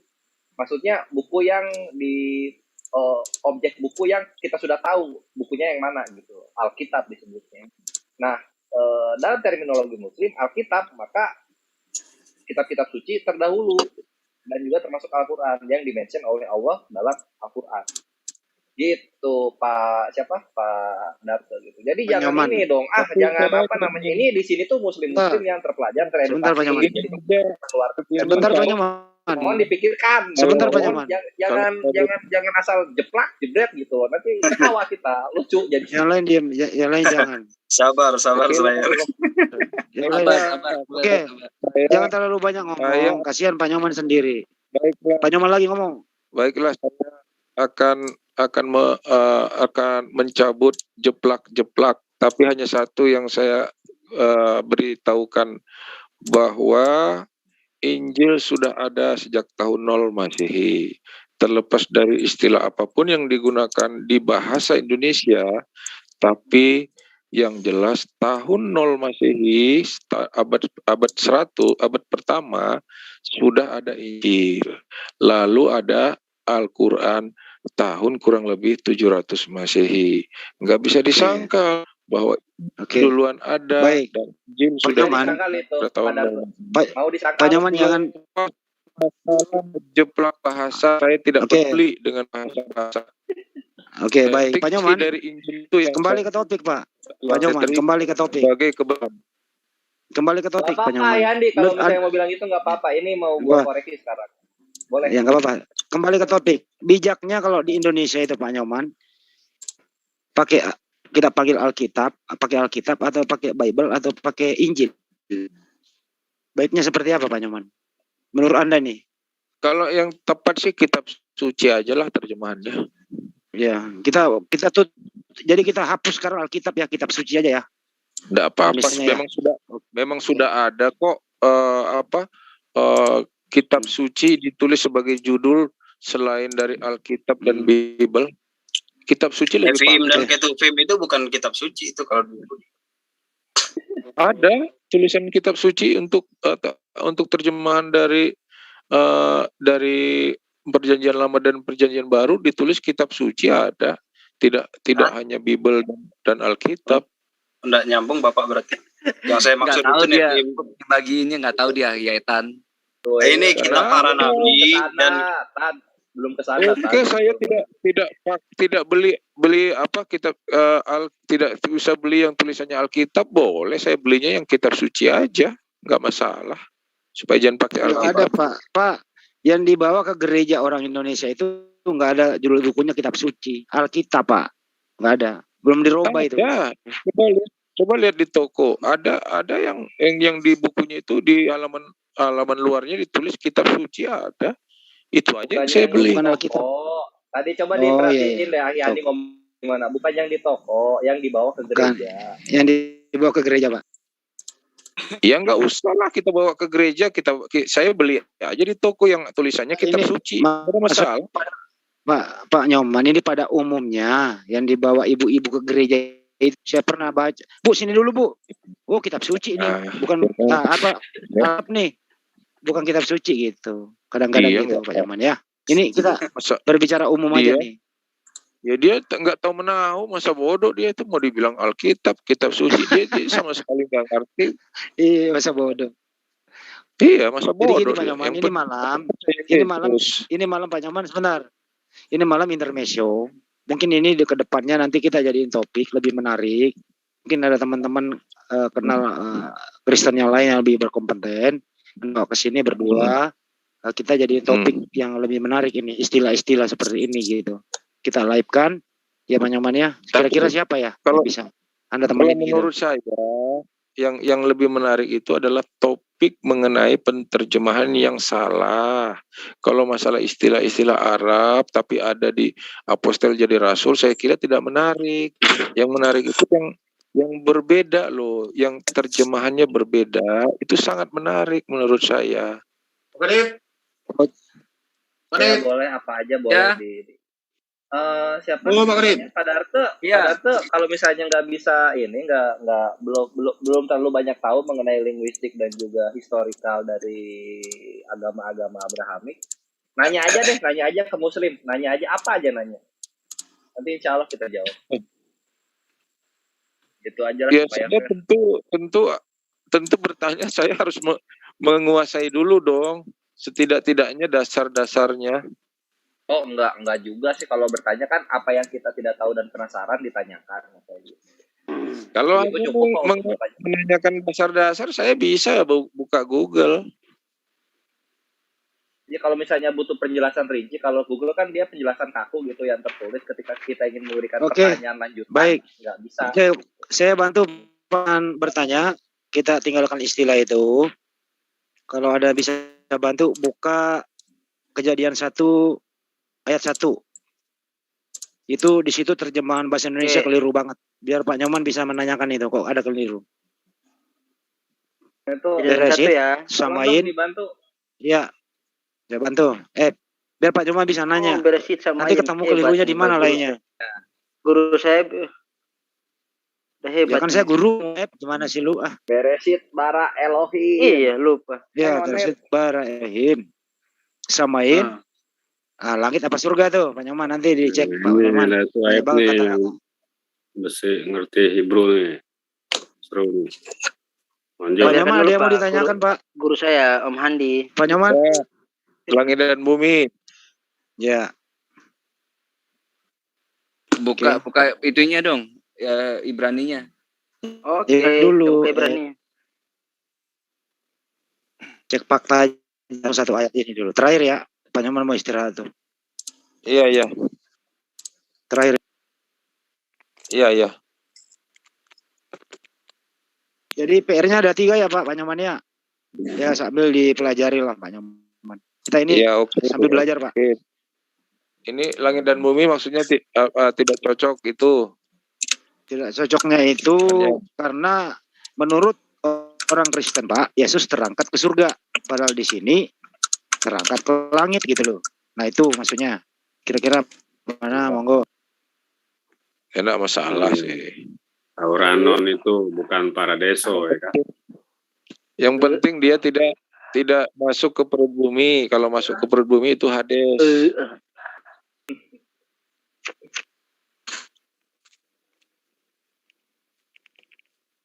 Kalau terangkat ke atas, ke langit, ke surga, ya udahlah. Tapi beda Pak Nyoman, langit sama surga. Langit sama surga beda. Yakin ke surga. Yakin. Yakin saya. Waduh. Oke. Sama saya ya. Terangkat. Oke, sama saya aja ya. Oke, siap. Apa saya yakin? Begini loh, begini. Karena ya yang dimaksud dengan alam maut atau dunia orang mati atau Hades itu adanya di perut bumi, bukan ke langit.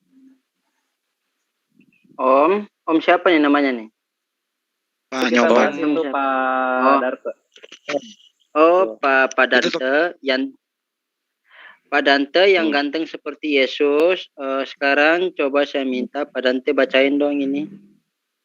Ya nggak bisa, dia kan dia udah bisa. Nggak bisa itu. Nggak bisa. Anda aja yang baca. Anda yang baca Beresit bara Elohim et hashamayim ve'et haaret. Nah. Nah, di sini kata aret itu, kata hasyamaim itu diterjemahkan sebagai dari Pak mana Nyoman, belajar? sebentar. Pak Nyoman dengerin dulu aja diterangkan oleh anak kita ini. Nanti Pak Nyoman sanggah. Monggo Sudah lanjut. terakhir. Enggak, ini Sueb belum terakhir. Nanti habis ini setelah Sueb sampai ke ujung Bapak sanggah. Oke, monggo lanjut Iya, terakhir ya. jadi pada Bereshit perek alef pasuk alef Bereshit bara Elohim et hasyamaim ve et haaret, ya.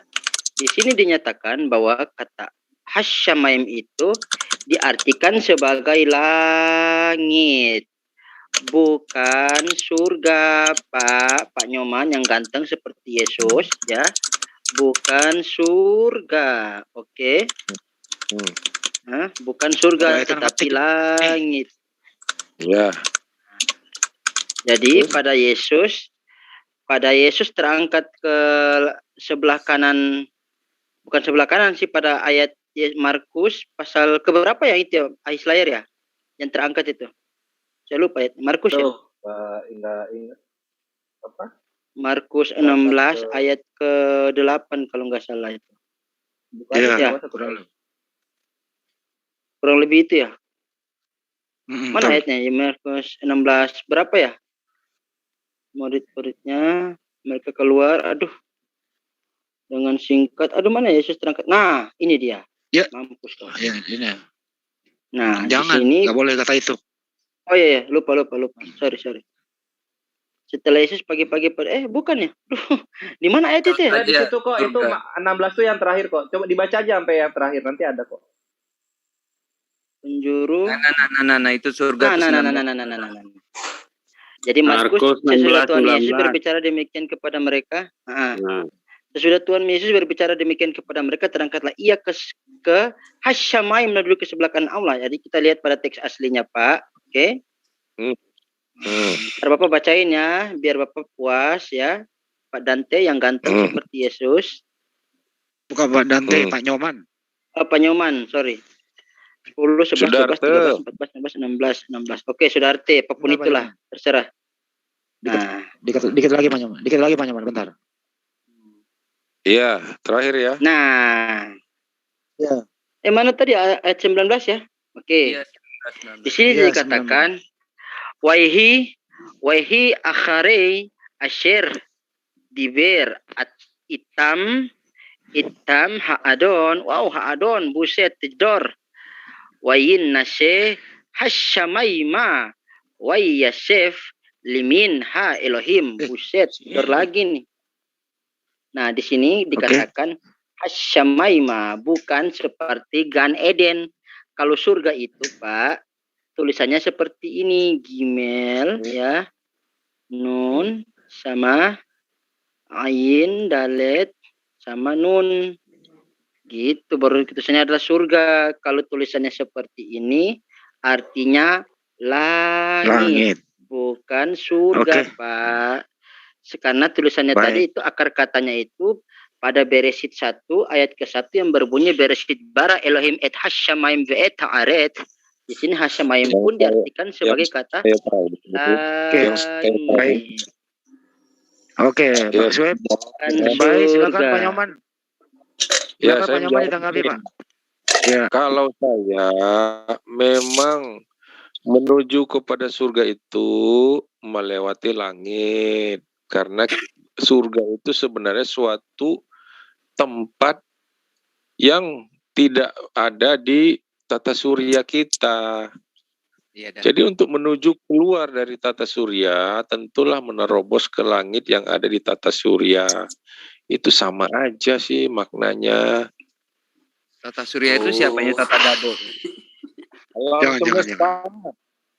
Tata Dado lu bawa-bawa. Tata Dado udah mati. Masa ya? Enggak, lanjut Pak Nyoman. Yang menjadi masalah kalau Yesus itu terangkat ke surga tapi masuk ke perut bumi, itu baru masalah besar. Ketika dia menginjil ke perut bumi, ke Hades, nah itu baru. Itu memang ruangan iblis. Ruangan kuasa kegelapan. Karena udah malam, Jadi sebaiknya PR buat Pak Nyoman, yang mending dipelajari dulu aja Pak. Ya Pak ya, Baiklah. dipelajari dulu. Selamat diskusinya begitu. Nggak baik buat kesehatan, Mandi. Ya. Tapi ngomong-ngomong Daniel tadi Jadi, kenapa nggak diiniin, Daniel itu diajak? Ilmunya nggak ada Daniel Pak. Sebenarnya tadi saya mau adu Pak Nyoman dengan Daniel. Daniel Tritunggal. Mestinya tadi Pak Nyoman lawan dia Pak. Saya sudah beradu di luar. Sudah hantam dia di luar. Udah saya hantam dia di luar. Di diskusi intern. Pokoknya habis. Ya. Pokoknya Pak Nyoman tugasnya adalah kalau ada Tritunggal Pak Nyoman maju ya Pak. Oke. Nanti kalau ada Tritunggal dulu. Pasti saya. Iya. Antar dulu Pak. Jangan lari Pak. Antar dulu. Di sini sama saya. Jangan lari Pak. Sebentar. Jangan. Udah malam Soeb. Besok lagi. Jangan kasihan. Pantesan dari Pak Daniel diam aja. Darta, kenapa? Kenapa Tritunggalnya? Disambung lain kali aja deh. Saya butuh mendapatkan energi dulu nih. Iya. Ya buka nanti kalau Pak. Bapak masih puasa ya? Sebelum apa? Udah berbuka. Pak Darto, sebelum pamit, ini ada sesuatu yang menarik untuk dipelajari buat Pak Darto. Kan tadi Pak Darto bahas soal Hades. Bukan mengenai Hades itu siapa sih. Dalam Biblus itu memang digunakan terminologi Hades. Nah, yang perlu Pak Darto tahu, Hades ini berbeda dengan Tartarus. Itu dipelajari, Pak. Oh ya, tapi kan deket kan? Memang di bawah juga, tapi fungsinya dua ini berbeda. Ya, tahu. Iya tahu.